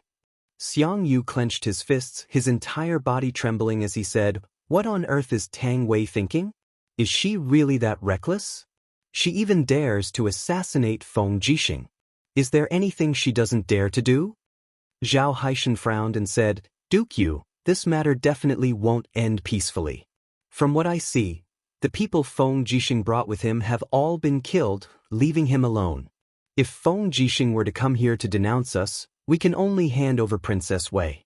However, Princess Wei is Duke Yu's wife. I think we might as well beat her at her own game. With that, Zhao Haishan made a slashing gesture. His meaning was clear. No. Xiang Yu seemed to have lost all his strength.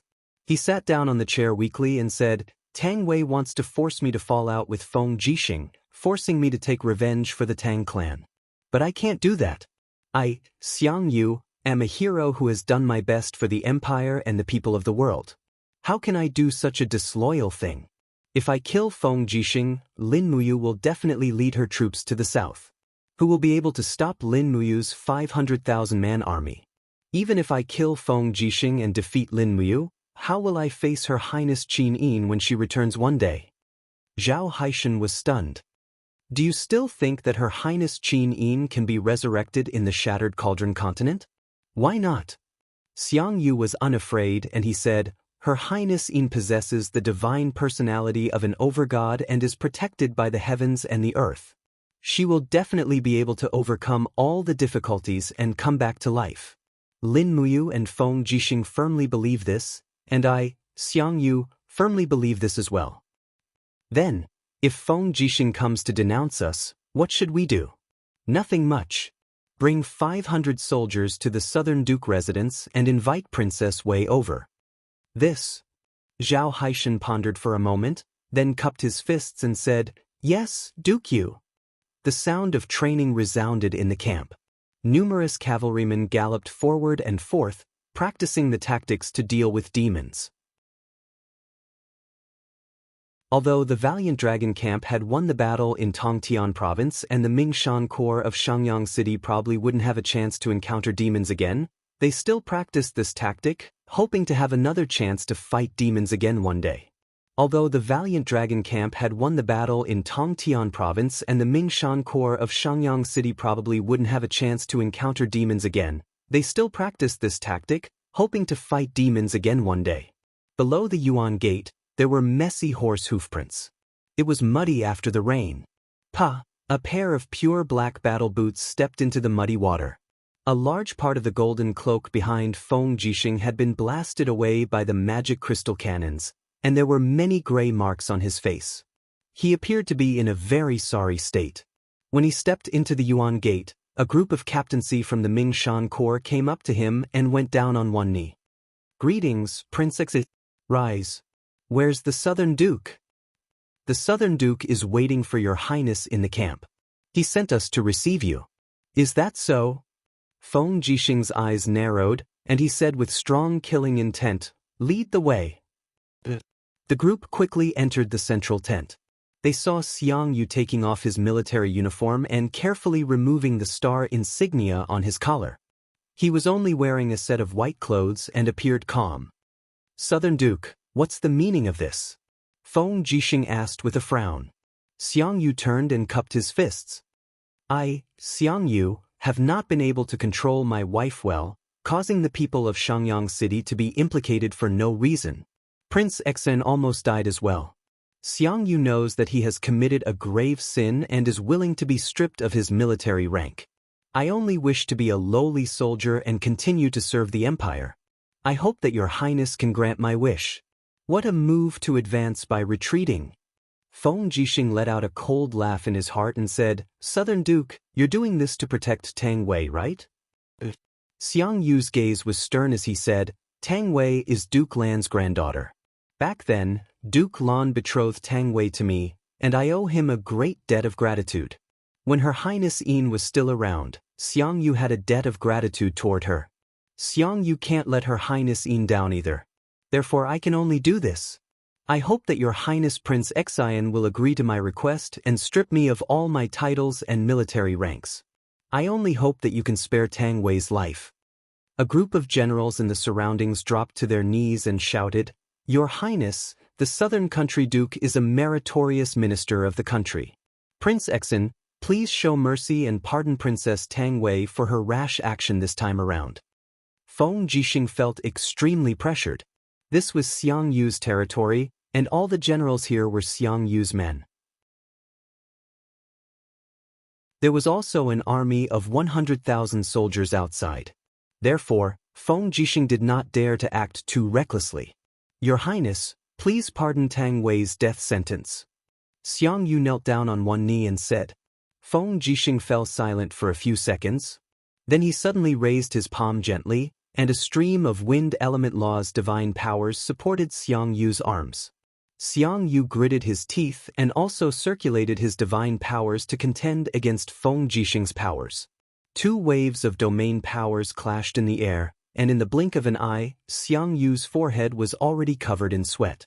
On the contrary, Feng Jixing appeared to be more relaxed. His forged immortal character kept on absorbing the spiritual powers in the world to replenish his depleted divine powers. With such domains contending against each other, Feng Jixing was naturally at an advantage. Xiang Yu felt a chill in his heart. This time around he was certain that Feng Jixing's cultivation had surpassed his in all aspects. Even if he were to rebel and take action here, he might not be able to kill Feng Jixing. On the contrary, he would end up as a disloyal minister.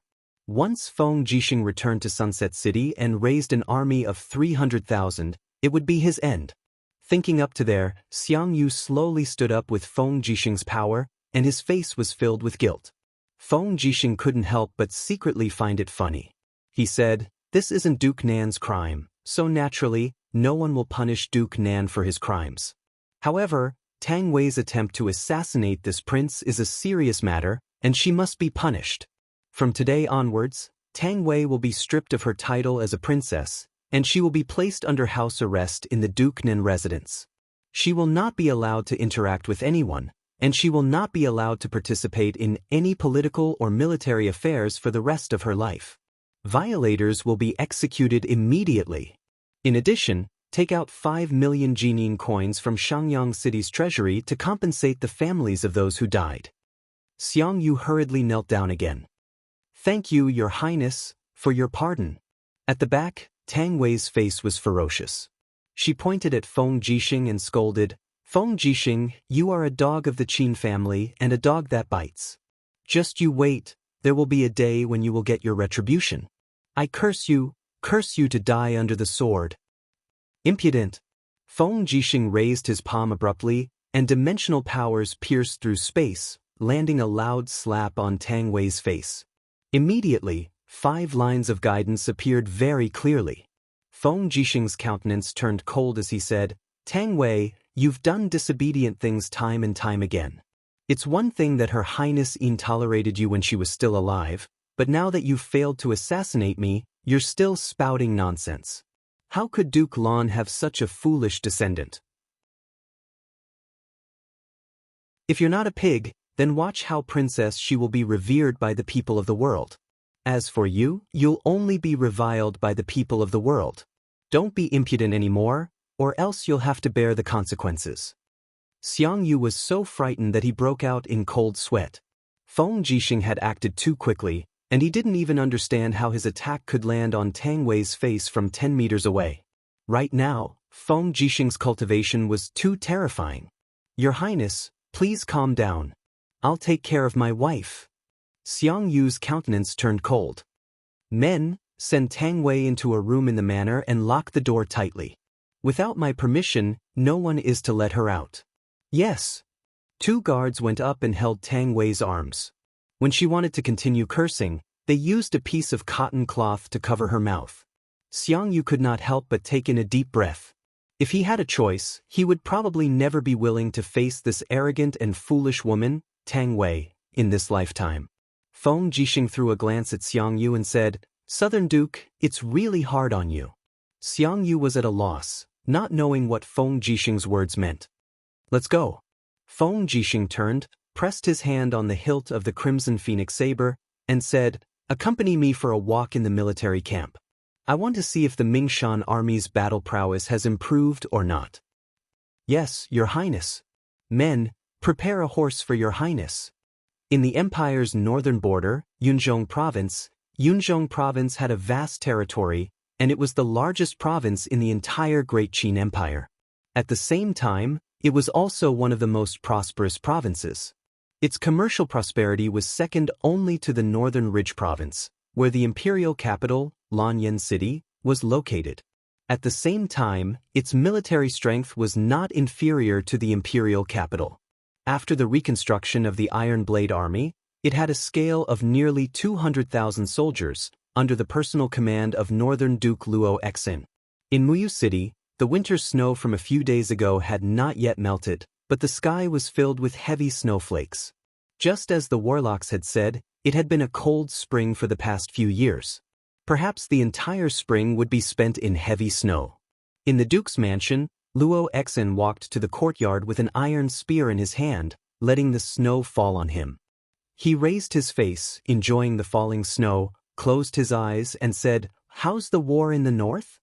Next to him, a general with 2 stars on his shoulders cupped his fists and said, "Duke of North, the northern desert has only sent a small force this time, no more than 3,000 people.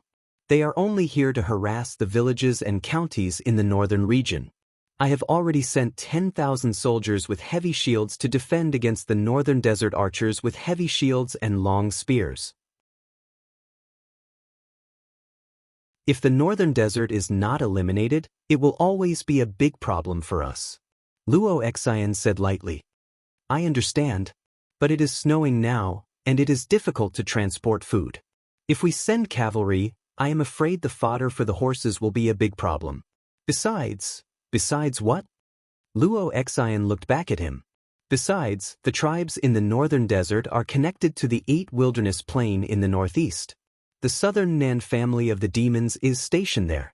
They have 100,000 cavalry. Once the southern Nan family gets involved, I am afraid we will suffer a great loss. Got it. Luo Xian's eyes lit up and he said, pass down my order. Hold the northern line of defense. Don't take the initiative to attack. As long as we hold the line, the northern desert and the demons can't do anything to us. Yes, Duke of the North is wise. I will do it now.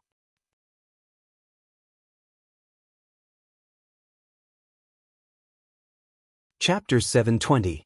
Pa. In Tong Tian City, the sound of birds flapping their wings reverberated in the air. Wei Chou, who was sitting on the railing of the pavilion, was surrounded by strands of ghostly power as his eyelashes fluttered up and down. He only opened his eyes when this power was completely transferred into his qi, only to see a messenger bird hopping on the grass beside him with a letter tube tied to its leg. It was Yu Yu's letter. Gently opening his hand, the messenger bird spread its wings and flew to Wei Chou's palm. Taking out the letter from the tube and looking at it carefully, Wei Chou's face could not help but turn livid. What is it? Whose letter is it? Not far away, Sidu Sin, who was drinking wine, asked. It's the commander's. Wei Chou was still used to treating Lin Muyu as the commander of the Longdan army camp, even though in fact he was the rightful commander of the Brave Dragon army. Sidu Sin asked, what did His Highness say? See for yourself. Sidu Sin took the letter and just glanced at it before turning pale with fright. This? His Highness is not coming back and only ordered us to launch an attack? Wei Chou said lightly. He ordered the 200,000 troops of the Brave Dragon army to launch a large-scale attack and use the magic crystal cannons to break the demon race's sky canopy and attack the Tong Tian Gorge step by step, clearing the demon race from the Tong Tian Gorge. At this time, Feng Shi walked over with his helmet under his armpit. He seemed to have heard the conversation between the two and said, His Highness must have other important things to do. But Wei Chou hesitated for a moment. Feng Shi smiled. This subordinate can somewhat understand your Highness's decision. Now that the Longdan army camp has a strong army, coupled with Marquis Wei Minyulin's external troops, we have a total of 300,000 troops in Lingdong province. In addition, we have several thousand magic crystal cannons and close to 200,000 magic crystal cannons. Adding Ouyang Yen and Lord Chu Chu, the 2 God Realm experts, the demons are no longer a match for us. Even if your Highness isn't here, we can still defeat the demons. Duke Wei has ruled the Longdan army camp for many years. Don't you have the confidence to do so?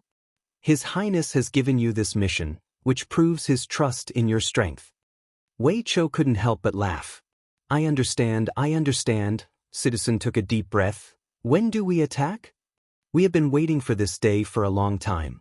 The equipment is ready, the rations are sufficient, then pass down the order. We will attack Heaven's Gorge tomorrow. No one is allowed to enter rashly. After entering Heaven's Gorge, build a camp every 10 miles, until the entire Heaven's Gorge becomes our camp. Yes, this subordinate understands. A heavy snow fell on the eastern border of Lingdong province. The sky was filled with goose feather-like snowflakes. On the eastern coast, the sound of the tide was endless. The sound of the wind was like a million marching troops. The snow on the beach had accumulated to a thickness of nearly 20 centimeters, and there were 2 lines of footprints on the snow. At the edge of the sea, a young man and a young woman were looking at the East Sea in the distance, feeling extremely carefree and heroic. Mu, you didn't bring me here just to look at the sea, did you? Tang Xiaoxi raised her hand to tighten the collar of her robe and said with a smile, In my impression, you're not a very romantic person, especially towards me. Lin Muyu couldn't help but smile, and held Tang Xiaoxi's hand, saying, Don't worry, from now on, I will treat you the same way I treat Xiaoyin. The knot in my heart has been untied. I won't restrain myself like that anymore. Really? Of course, but this time, I really didn't come to the eastern coast to take you out for a walk. What? Tang Xiaoxi narrowed her beautiful crescent moon-like eyes and asked with a smile. Little Shi, do you feel anything? It's right here. Feel? Tang Xiaoxi was confused. No, I just feel cold. It's not cold. When you breathe the air here, do you feel different from before? No. Tang Xiaoxi pouted. What's wrong with you? I don't know either, Lin Muyu frowned and said, you just feel that there's something different in the air? What is it? I can't explain it clearly. These days, I've been feeling that there's something in the east fusing into the air, like. He pondered for a long time and said, like an invisible element has entered our world, so I always feel a vague uneasiness in my heart, feeling that there must be something in the east. The East Sea is a forbidden area. No one has been able to go there for tens of thousands of years. You're not thinking of challenging it, are you? Yes, I really want to go and have a look. Lin Muyu widened her eyes and looked at the endless East Sea, saying, I'm now one of the 3 kings of the empire. I must protect this land until Xiao Yin comes back. I feel a faint threat from the east. If I don't go and have a look, I won't be able to sleep well. But, Tang Xiaoxi pursed her red lips, I've just found you, and we haven't even had a few good days together, but you want to bring me to court death. I feel so wronged. Ha, it's fine, you stay here and wait for me, I'll be back soon, I'll definitely be back in a day and night. No, I want to go with you, I'm worried about you going alone. All right. Lin Muyu nodded. Then, when do we leave? Let's go now. Okay. 2 rays of light shot into the sky, flying close to the sea surface towards the distant sea, instantly reaching supersonic speed. Not long after, the sky was filled with dense clouds, lightning flashing. It was the storm domain, also the forbidden area of the East Sea. Fly there directly. Lin Muyu smiled, her body wrapped in dense supreme divine power, and like 2 sharp arrows, she shot through the entire storm domain with Tang Xiaoxi, directly arriving at the other side of the storm domain. Further ahead, it was still a boundless sea. Occasionally, a few small islands appeared, but there were no inhabitants on them. Just like that, after flying for half a day, it was still the sea in front of them. Immediately, Tang Xiaoxi felt a little uneasy. There's not even a place to rest. Moo, are we still going to continue flying forward? Once we run out of energy, we'll drown, or be eaten by the sharks in the deep sea. Lin Muyu frowned. The faintly discernible power in her spirit sense also seemed to be a little blurry. Could it be an illusion? Was it really just a boundless sea in the east, and there was nothing else at all? At this moment, Tang Xiaoxi suddenly pointed to the south. Look, there's something over there. On the surface of the sea, there were a few small black figures. Lin Muyu hurriedly turned around and flew over. As she got closer, she realized that it was a few warships, and the flag on the bow was very familiar. It was actually the flag of the Iha nation. Could it be Long Qianlin and Ding Shi's men? Without another word, Lin Muyu flew straight over and landed on the deck with a bang. Who's there? A group of Iha nation soldiers on the warships pulled out their weapons and pointed them straight at Lin Muyu. Among them, those with slightly sharper eyes already recognized them. Oh my god, it seems to be the Empire's Qin Emperor, Lin Muyu, and the Fugua Princess, Tang Xiaoxi. Lin Muyu walked leisurely on the deck and said, Call your highest officer over to speak. A man with the insignia of a Chiliarch on his shoulder walked over and said, I am Iha Nation's Chiliarch, Zhang Wancheng. Greetings to the Qin Emperor, Lin Muyu, and Princess Tang Xiaoxi. Zhang Wancheng, where are you going? Lin Muyu asked. Zhang Wancheng said respectfully, Reporting to your highness, under the Dragon Commander's orders, we are heading to the outer regions of the East Sea in search of a new world. A new world? Yes, we are only 3 scout warships in charge of exploring a new territory. Zhang Wancheng looked very cautious as he said, Iha Nation is already declining. The food on the dragon-shaped island can't feed so many people, so we can only look for a new place to live. I hope that your highness can let us go. I thank you for sparing my life. how can you be sure that there is a new land on the sea? Tang Xiaoxi asked. We are not sure. Zhang Wanchang shook his head and said bitterly, this is the 7th day of our voyage. If the wind is with us, we can still sail. Otherwise, we can only rely on the sailors to row. However, this is our mission. If we can't find a new land, we can only die on the sea. The food on the ship can last for another 40 days. After 40 days, we will probably die. Lin Muyu smiled faintly and patted Zhang Wanchang's shoulder. Then I wish you good luck. Oh yes, if you can go back alive and see Long Qianlin, remember to tell him that I will always remember Chu Huayin's death. One day, I will take his head to comfort Chu Huayin and Qin Lei's souls in heaven. Yes, Lin Muyu nodded at Tang Xiaoxi. The two of them stepped on the ground and flew up, disappearing from everyone's sight in the blink of an eye. There wasn't a single island nearby. The continuous flight had indeed caused Lin Muyu and Tang Xiaoxi to feel exhausted. They needed to eat and rest. Moreover, Lin Muyu's spiritual pulse technique had explored a radius of nearly 200 miles. There weren't any strong energy waves within 200 miles. It seemed that the East Sea was really just a boundless sea. They turned back and returned to the Empire's territory. 3 days later, the 3 warships from Iha Nation were still slowly sailing in the sea. Zhang Wanchang's hand was on the hilt of his sword. He held onto the railing and looked into the distance. His face was indescribably lonely. Perhaps he was really going to die in this boundless sea? However, as the 3 warships were sailing slowly, everyone didn't notice a figure in the sky looking at them from afar.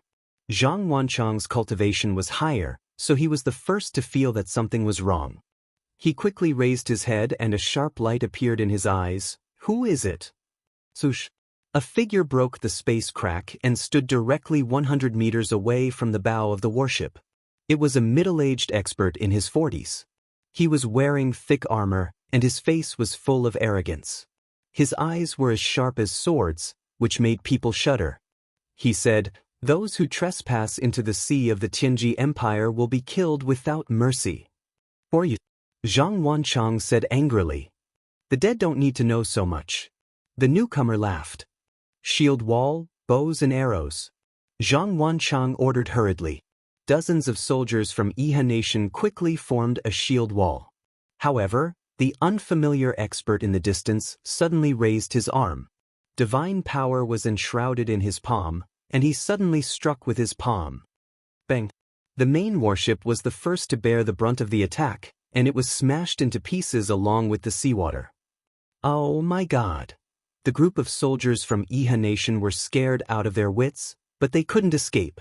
The other 2 warships were also destroyed by the unfamiliar expert's 2 subsequent palm strikes. He floated above the water, raised his hand, and grabbed the neck of a squad leader of Iha Nation who had fallen into the water. He said with a smile, let's go. Follow me to see His Majesty. Your tongue is very precious.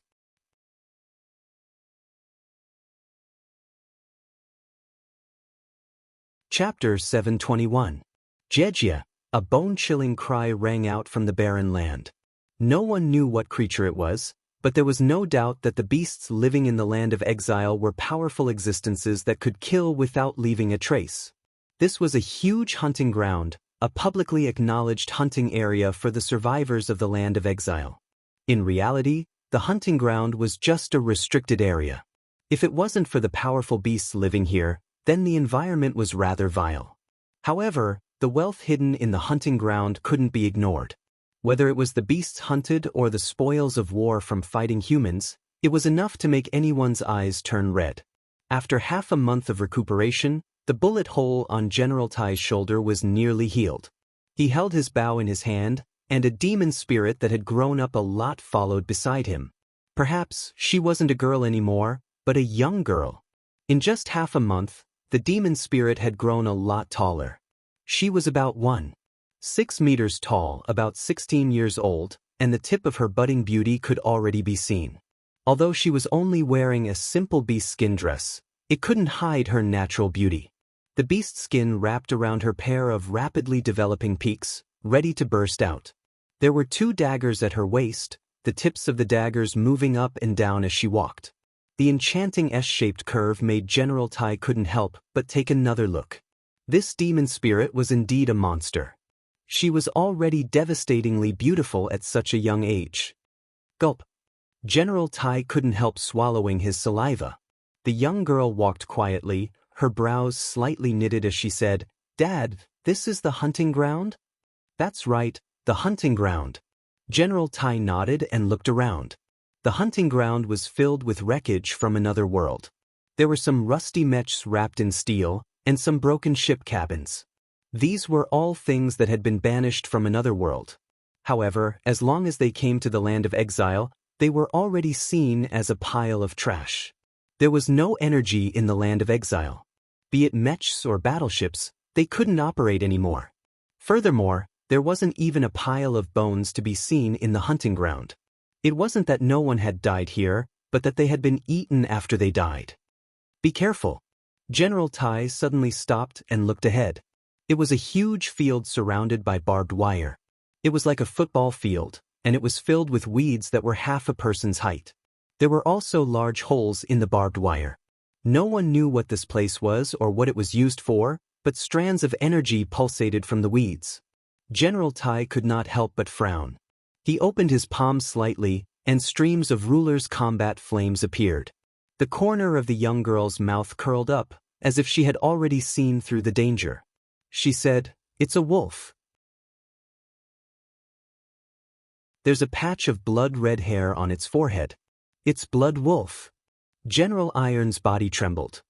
One of the most bloodthirsty species in the entire Banished Lands. Looks like we've been targeted by this Blood Wolf. Be careful, little Yao. Blood wolves aren't radiance beasts. They're extremely powerful, and their claws can tear through steel. Got it? The young girl's voice was very calm. She had already stepped into the weeds, and with a light push on the barbed wire, the 10-meter-long barbed wire fell down with a crash. It had already rotted into a pile of wreckage. Her beautiful eyes swept the area in front of her, and she said faintly, "Dad, in that direction. Shoot an arrow to lure that beast out. I'll kill it." General Tai did not know where the young girl's confidence came from, but he knew that he would definitely reap something if he did as she said. She did not seem like a demon spirit, but more like a demonic creature that was born to hunt demon spirits. As for what exactly she was, General Tai had no idea. Swoosh! The sharp arrow wrapped in a steel arrowhead pierced through the weeds.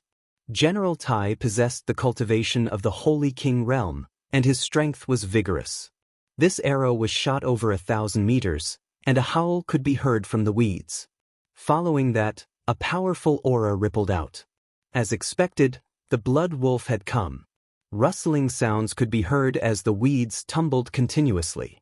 A huge creature pounced over, its forehead covered in blood-red fur and densely packed golden lines. The Blood Wolf's brown eyes were filled with killing intent as it leaped up and charged at the young girl. Swoosh! The young girl bent her body slightly, and threw the dagger in her left hand. Ding!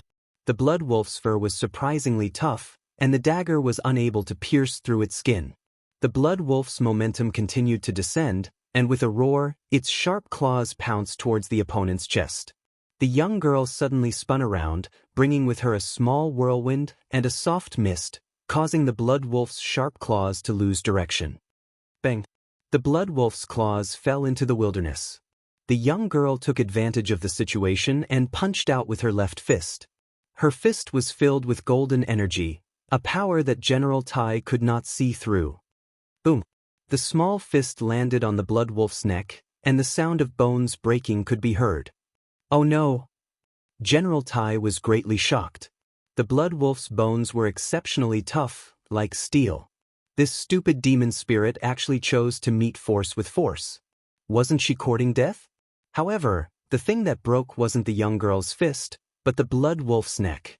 The force of the punch caused the Blood Wolf to roll back more than 10 meters. The young girl's eyes were shrouded in a layer of blood red. She pounced, opened her mouth, and bit the Blood Wolf's neck. At the same time, the dagger in her right hand stabbed into the Blood Wolf's heart. Ayo, ayo, ayo, The blood wolf struggled for a few minutes before it finally stopped moving, dead on the ground. The young girl slowly stood up and wiped the blood from her mouth. In fact, she actually hated the smell of blood.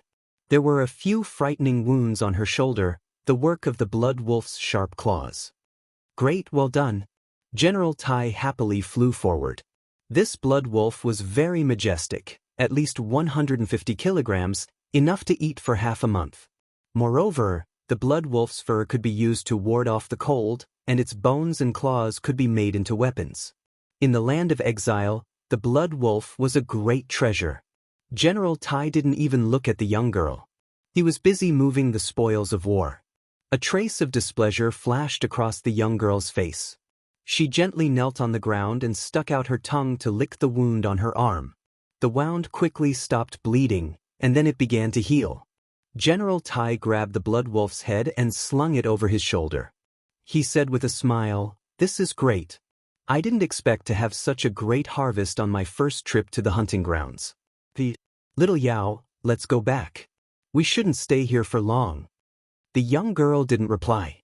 She stood up and looked into the distance at the depths of the barren land surrounded by the barbed wire. "What's wrong? Is there anything else?" General Tai asked. The young girl didn't say anything. She only nodded slightly. Could there be a big deal? General Tai was overjoyed. He quickly buried the blood wolf's corpse in the bushes and pulled out a shining sword from his waist. He said, "Let's go. Let's bring Dad to have a look." In the depths of the barbed wire, a dilapidated house sat there. Perhaps it wasn't really a house, but a huge shipping container. There were many holes on the outside of the container, and when the cold wind blew, it let out a ghostly howl. The metal door was ajar, and it was pitch black inside. Nothing could be seen clearly. "What's wrong? Is there anything inside?" General Tai asked. The girl furrowed her brows, but didn't say anything. She quickly sniffed the air with her delicate nose, and a strange smell filled her nose. It was the smell of wine. No one would have thought that there would be wine in the banished lands, and it was a very fragrant wine. Go in and take a look," General Tai said in a commanding tone. The young girl didn't retort. She reached out to push open the rusty metal door. Swoosh! The sound of wind came. It was a military saber. The young girl hurriedly retracted her hand, but it was too late. The saber was too fast, and it left a shallow wound on her wrist. As her strength increased, she was no longer injured by ordinary attacks. In fact, the wound didn't even bleed. However, this wasn't the only attack. Suddenly, bolts shot out from the pitch-black house. The young girl's reaction was extremely fast. She quickly bent down and rolled on the ground. The bolts flew past her head and into the bushes, kicking up mud. That was close. Bam!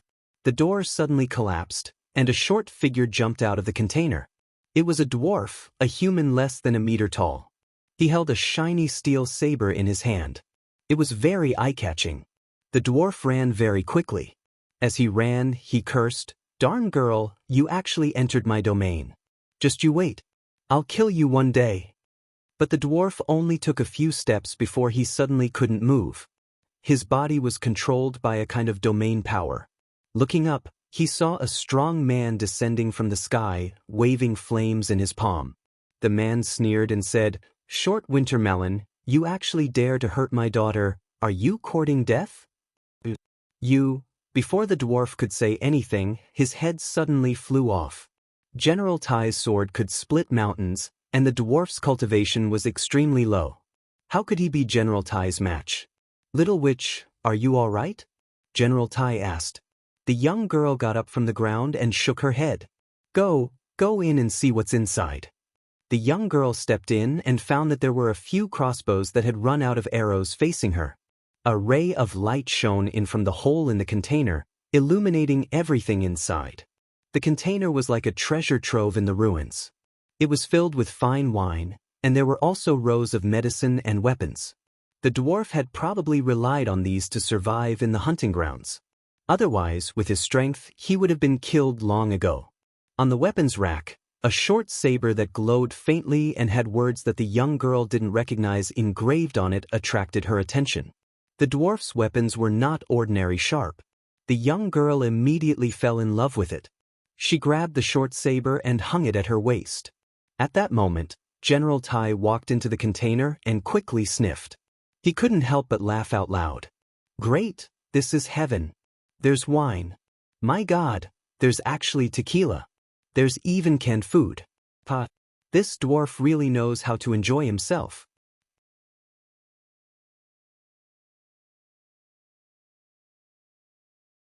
Chapter 722. General Tai almost danced with joy. Canned food had a very long shelf life and could be stored for a very long time, and these wines were supreme treasures. Coupled with the weapons, medicines, and so on, it was like he had discovered a paradise. Unfortunately, this was a hunting ground, and there would be other hunters coming to visit. General Tai didn't feel that his Saint King realm cultivation was enough to protect these treasures, so he decided to take them back to his residence. Just like that, after 3 trips, most of the treasures were finally sent back to the cave he lived in before nightfall. After piling up a large amount of resources, the cave seemed much more crowded. General Tai found some salt and spices from the treasures, chopping off one of the blood wolf's legs and starting to cook delicious meat soup. Meanwhile, the girl continued to sit quietly on the meadow, staring at the wound on her wrist in a daze. After a long time, the fragrance of the meat soup grew stronger. "Hey, little witch." General Tai suddenly looked at her and asked, "Do you drink?" The girl shook her head slowly. "You don't drink?" General Tai frowned and said, "Every night in the Banished Lands is extremely cold. It's impossible not to drink. This fine wine is good stuff. Not only can it ward off the cold, but it can also make a person drunk, making them forget all their worries and worries.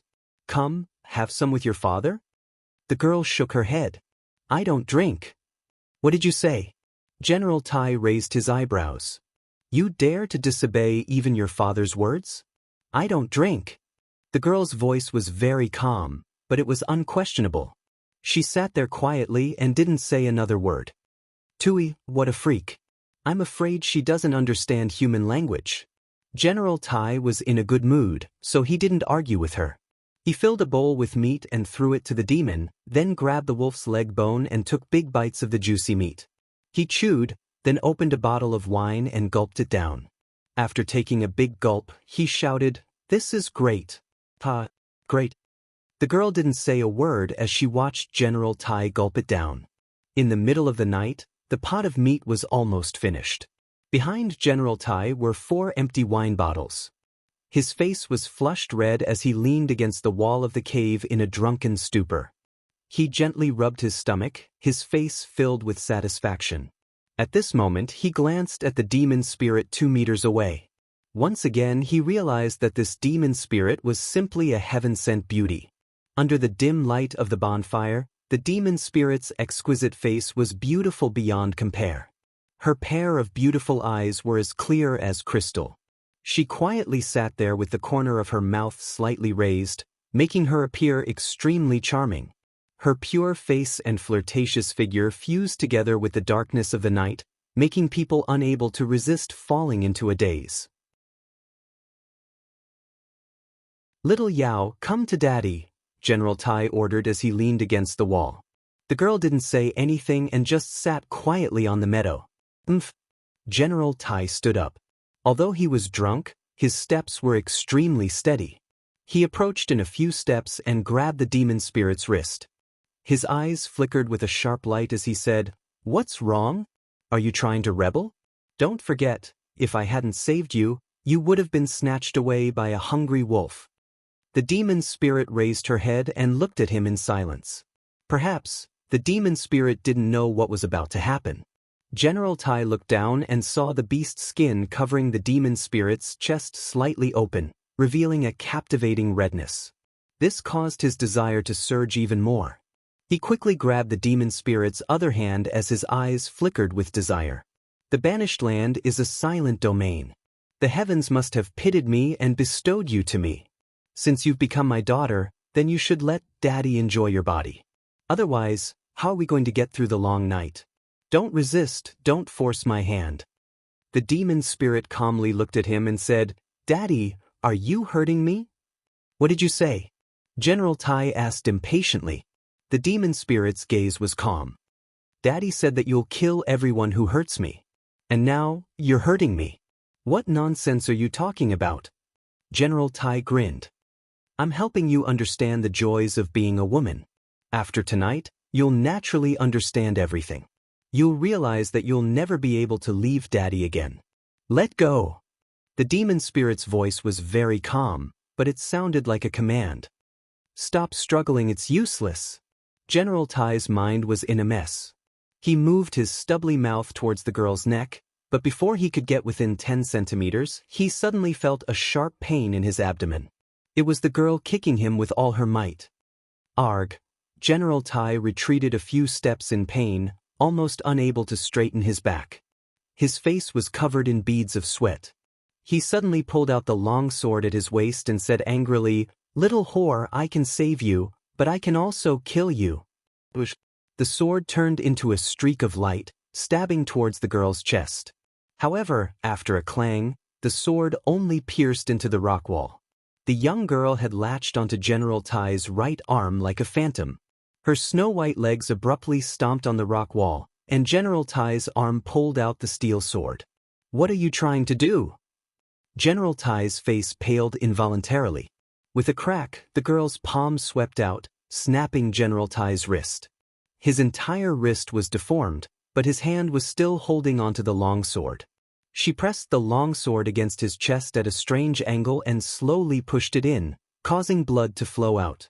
The girl gripped General Tai's sword-wielding hand tightly and said softly, "Daddy said that he'll kill everyone who bullies me."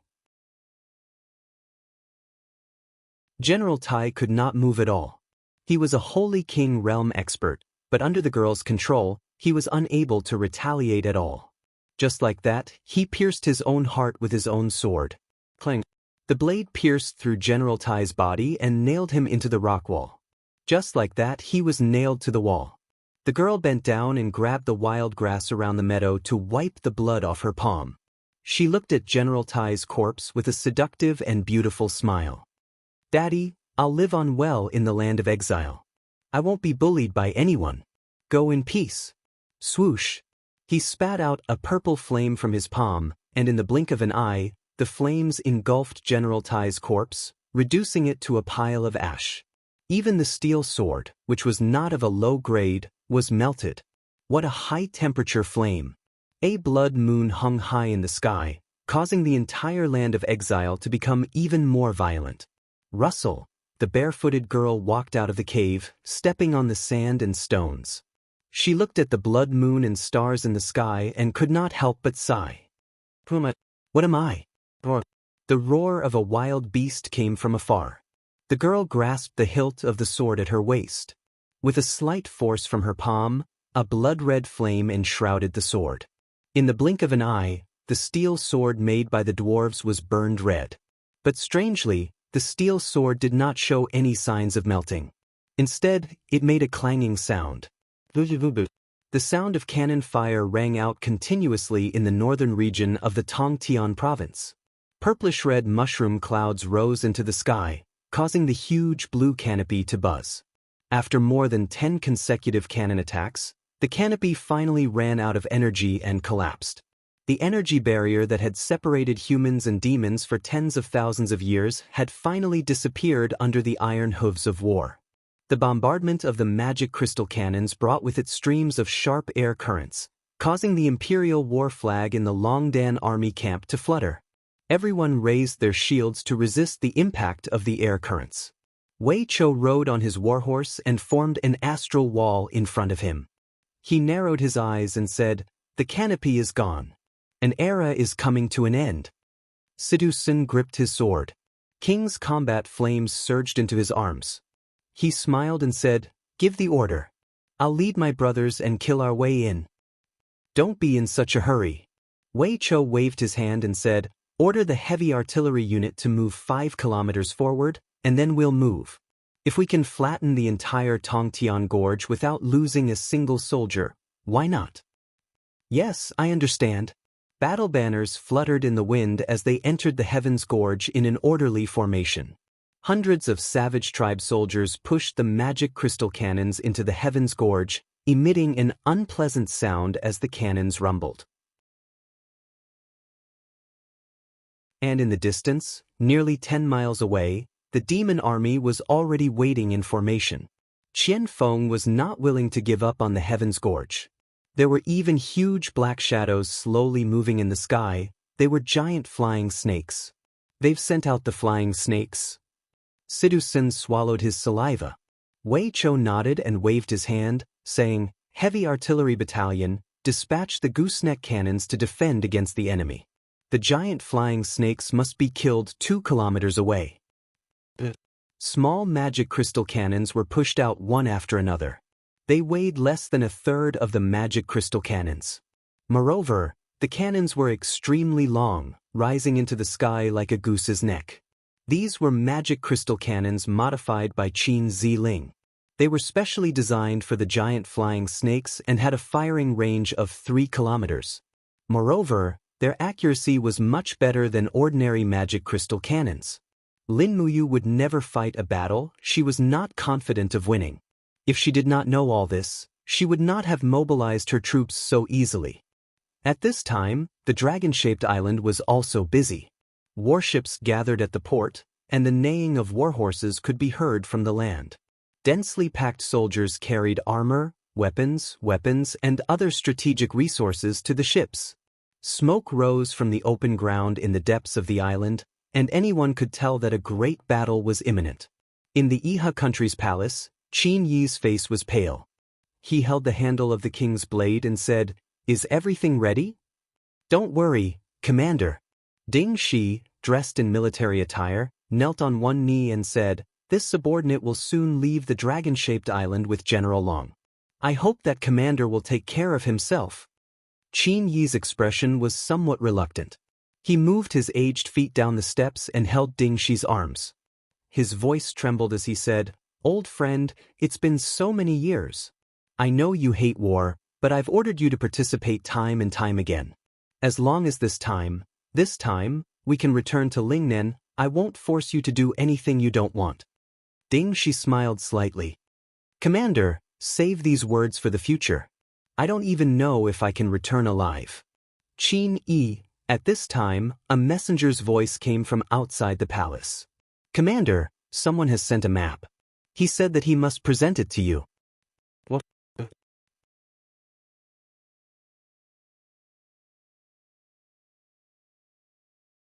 Chapter 723.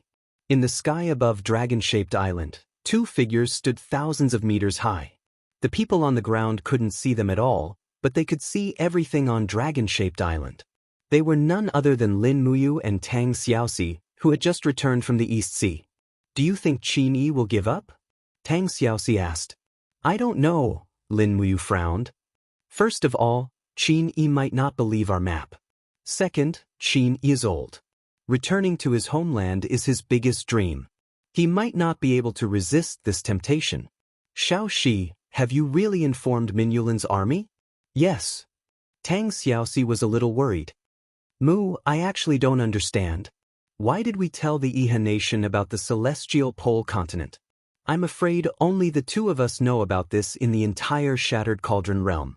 Why did we tell the Iha nation instead of letting the Empire take precautions?" Lin Muyu clenched her fists. Regardless of whether what the people on the merchant ship said is true or not, the existence of the celestial pole continent is already inevitable. The Iha nation is on dragon-shaped island, which is located in the east of Lingdong province. If the celestial pole continent really attacks, dragon-shaped island will probably be the first to bear the brunt.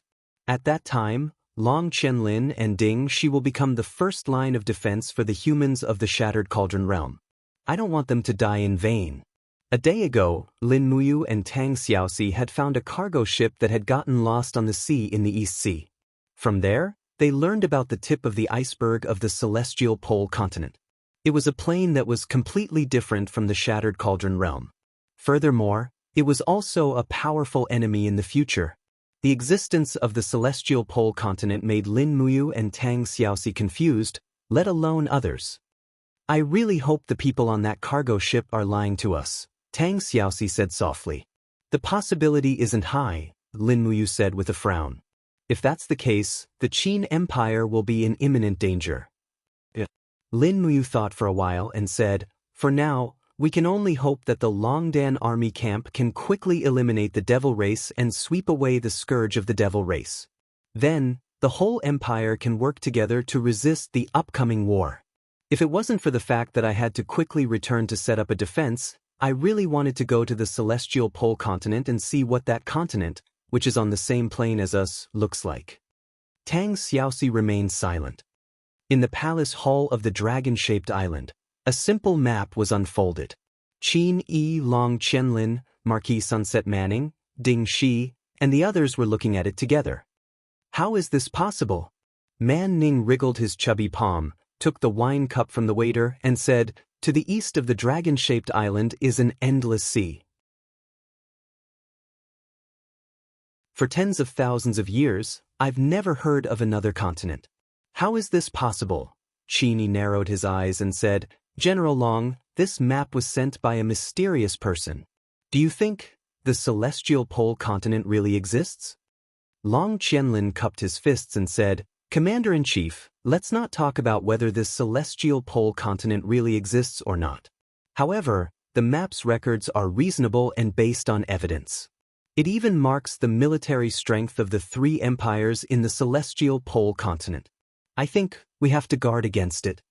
Ding Shi stretched out his palm and stroked the rough map. The figures on it were just drawn. He thought for a while and read the words on it, saying, the total area of the celestial pole continent is more than 7 times that of the Shattered Cauldron realm. It is ruled by 3 empires. Among them, the Tianji Empire is the strongest, with 800,000 elite troops. The Celestial Empire has the largest territory, occupying 40% of the continent. Its 6 major armies have a total military strength of 1.5 million. The Blackstone Empire has the smallest territory and the smallest population, but it also has 500,000 elite troops. If what is recorded on this map is true, I'm afraid that the doomsday has come for both the Iha Empire and the Qin Empire. Qin said, now that our 3 armies are on standby, are we going to attack the Lingang province or not? If we miss this opportunity to strike with Qianfeng, I'm afraid there won't be a next time. Qin Huan said, Father, don't think so much. Let's attack.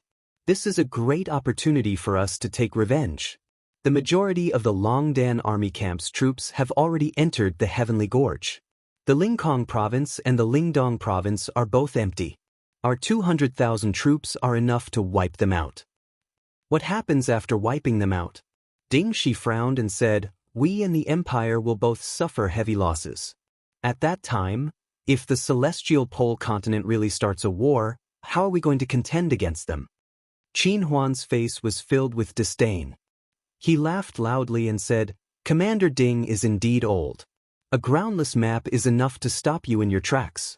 With your courage, I'm afraid it'll be very difficult for you to lead the Iha Empire's warriors back to their homeland. Long Qianlin was stunned. Qin Huan was openly provoking Ding Shi like this. How could this old general endure it? Young Highness, we need to consider this matter at length. What? Is Commander Long afraid too? Qin Huan said indifferently. Not afraid, but worried. Long Qianlin said, we've sent out so many fast ships to search for new land in the Eastern Sea region, but not a single one has returned. What does this mean? If it weren't for the powerful sea fleets in the distant sea region, I wouldn't be able to provide a reasonable explanation for this matter. Being afraid of wolves in front and tigers behind, how are you going to restore the Iha Empire? Qin Huan's expression was extremely unsightly. He was in the pro-war faction. Being the young highness of a mere dragon-shaped island obviously couldn't be compared to being the young highness of the Lingdong. Are we going to fight or not? Marquis Man Ning narrowed his eyes. I think it's better to let the commander decide. Qin Yi sighed helplessly and waved his hand. Forget it. Since the 2 marshals have no intention to fight, let's just sit on the mountain and watch the tigers fight. Hopefully, Qianfeng can consume more of the empire's military power. Ding Shi and Long Qianlin glanced at each other in silence. They looked at the map in front of them with ashen faces. 3 days later, the devil race retreated step by step. More than half of the Heavenly Gorge was already under the control of the Longdan army camp. Lin Muyu left Tang Xiaoxi and Ouyang Yan to guard the Longdan army camp. She had to go to the Eastern Sea region to take a look. The existence of the Celestial Pole continent was like a nightmare tormenting him. The Shattered Cauldron realm hadn't been unified yet, and a new powerful enemy had appeared out of nowhere. He secretly lamented his bitter fate. He originally thought that he would be able to return with beauties after fighting for 10 years in the Shattered Cauldron realm. Now, it seemed that he would have to fight for another 10 years. Moreover, the outcome was unpredictable. The unknown enemy was really too powerful. After flying non-stop for nearly a day, Lin Muyu flew like a sharp arrow with the power to split the waves. She sped across the sea surface. After a careful calculation, she had flown for about 2,000 kilometers. She could already see ships in the distance. Furthermore, the fluttering flags were completely different from those of the Shattered Cauldron realm. With a sway of her body, she soared into the sky and hid among the lingering clouds. Overlooking the sea, a fleet came into view. It was a fleet consisting of at least 50 warships. The leading warship was nearly 200 meters long. Furthermore, it was a fortress ship, and the number of soldiers it carried was definitely not small. Furthermore, there was a huge creature on the deck of the fortress ship. It was a huge lizard with wings and red scales all over its body. Lin Muyu's heart sank. A word was on the verge of coming out of her mouth. Western Dragon? What kind of existence was this celestial pole continent?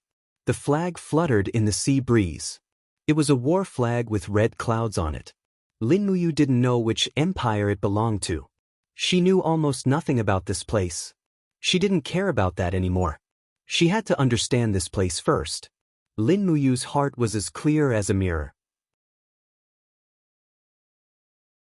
The people of the Shattered Cauldron realm didn't know about the existence of the Celestial Pole continent, and the people of the Celestial Pole continent definitely didn't know about the existence of the Shattered Cauldron realm. Whoever understood the opponent first would have a greater advantage. At night, in a tavern in a small city near the sea in the Celestial Pole continent, a blue-clothed dancer swayed her enchanting body and looked at the customers in the tavern in a licentious manner.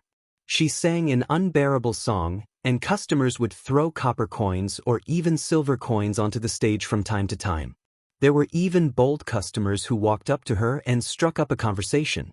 "How much can I pay for you to appear on my bed tonight?" The dancer smiled and didn't say anything. In an inconspicuous corner of the tavern, a young man dressed in a dark blue robe sat there quietly. He held a huge bamboo cup and drank the malt wine inside. To be honest, the wine in the Celestial Pole continent was far inferior to that of the Empire. The tavern was the place where one could understand a plane the best. Lin Muyu had been here for half a day and had a slight understanding of this place. This was just a small city in the Tianji Empire. The flags of those warships she saw during the day were the flags of the Tianji Empire. The emperor of the Tianji Empire was called Baiming Yuan, so this empire belonged to the Baiming clan. The Tianji Empire was very powerful. At least, that was what their people thought. "I'm the man who's going to become the sacred martial god." A young and tender voice came from afar. Lin Muyu raised her head and saw a young and tender face. It was a young man who was about 17 or 18 years old, but he had an unruly look on his face. "Sacred martial god? With just you?" A scorching slap landed on the young man's face. A person who looked like a mercenary stepped on the young man and pressed him down hard a few times. He said, "In the past tens of thousands of years, there have only been 5 sacred martial gods in the empire. Who do you think you are? You want to become a sacred martial god? Wipe my boots clean first, you good-for-nothing who has high expectations but low ability." Bullying was the same in every plane. Lin Muyu didn't meddle in other people's business and continued to drink. At the same time, she learned some things about the cultivation world in the Celestial Pole continent from the mercenaries' conversations. The classification of strength in the Celestial Pole continent was very clear. The strongest person was called the Sacred Martial God, who was at least at the Divine Emperor realm. There were more than 2 sacred martial gods in the whole continent, which was very terrifying.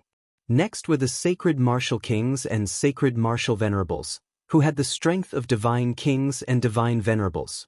Then came the sacred martial warriors. The sacred martial warriors were experts with the cultivation of the sacred region. They were only legends in small towns like this. Many people had never even seen the legendary sacred martial warriors. The Tianji Empire had a total of 5 sacred martial gods, 11 sacred martial kings, 112 sacred martial venerables, and more than 2,000 sacred martial warriors. Their strength was not ordinary and terrifying. The more Lin Muyu heard, the colder she felt. Did the Shattered Cauldron realm really want to go to war with such a strong enemy? You're tuning in to the Passion Pages YouTube channel. We're so grateful for your support, and don't forget to subscribe to join us on this incredible journey through captivating stories. Your generosity through donations truly makes a world of difference, as it's the primary source of revenue that allows me to expand and enhance this channel for you. Thank you from the bottom of my heart for being a part of this adventure.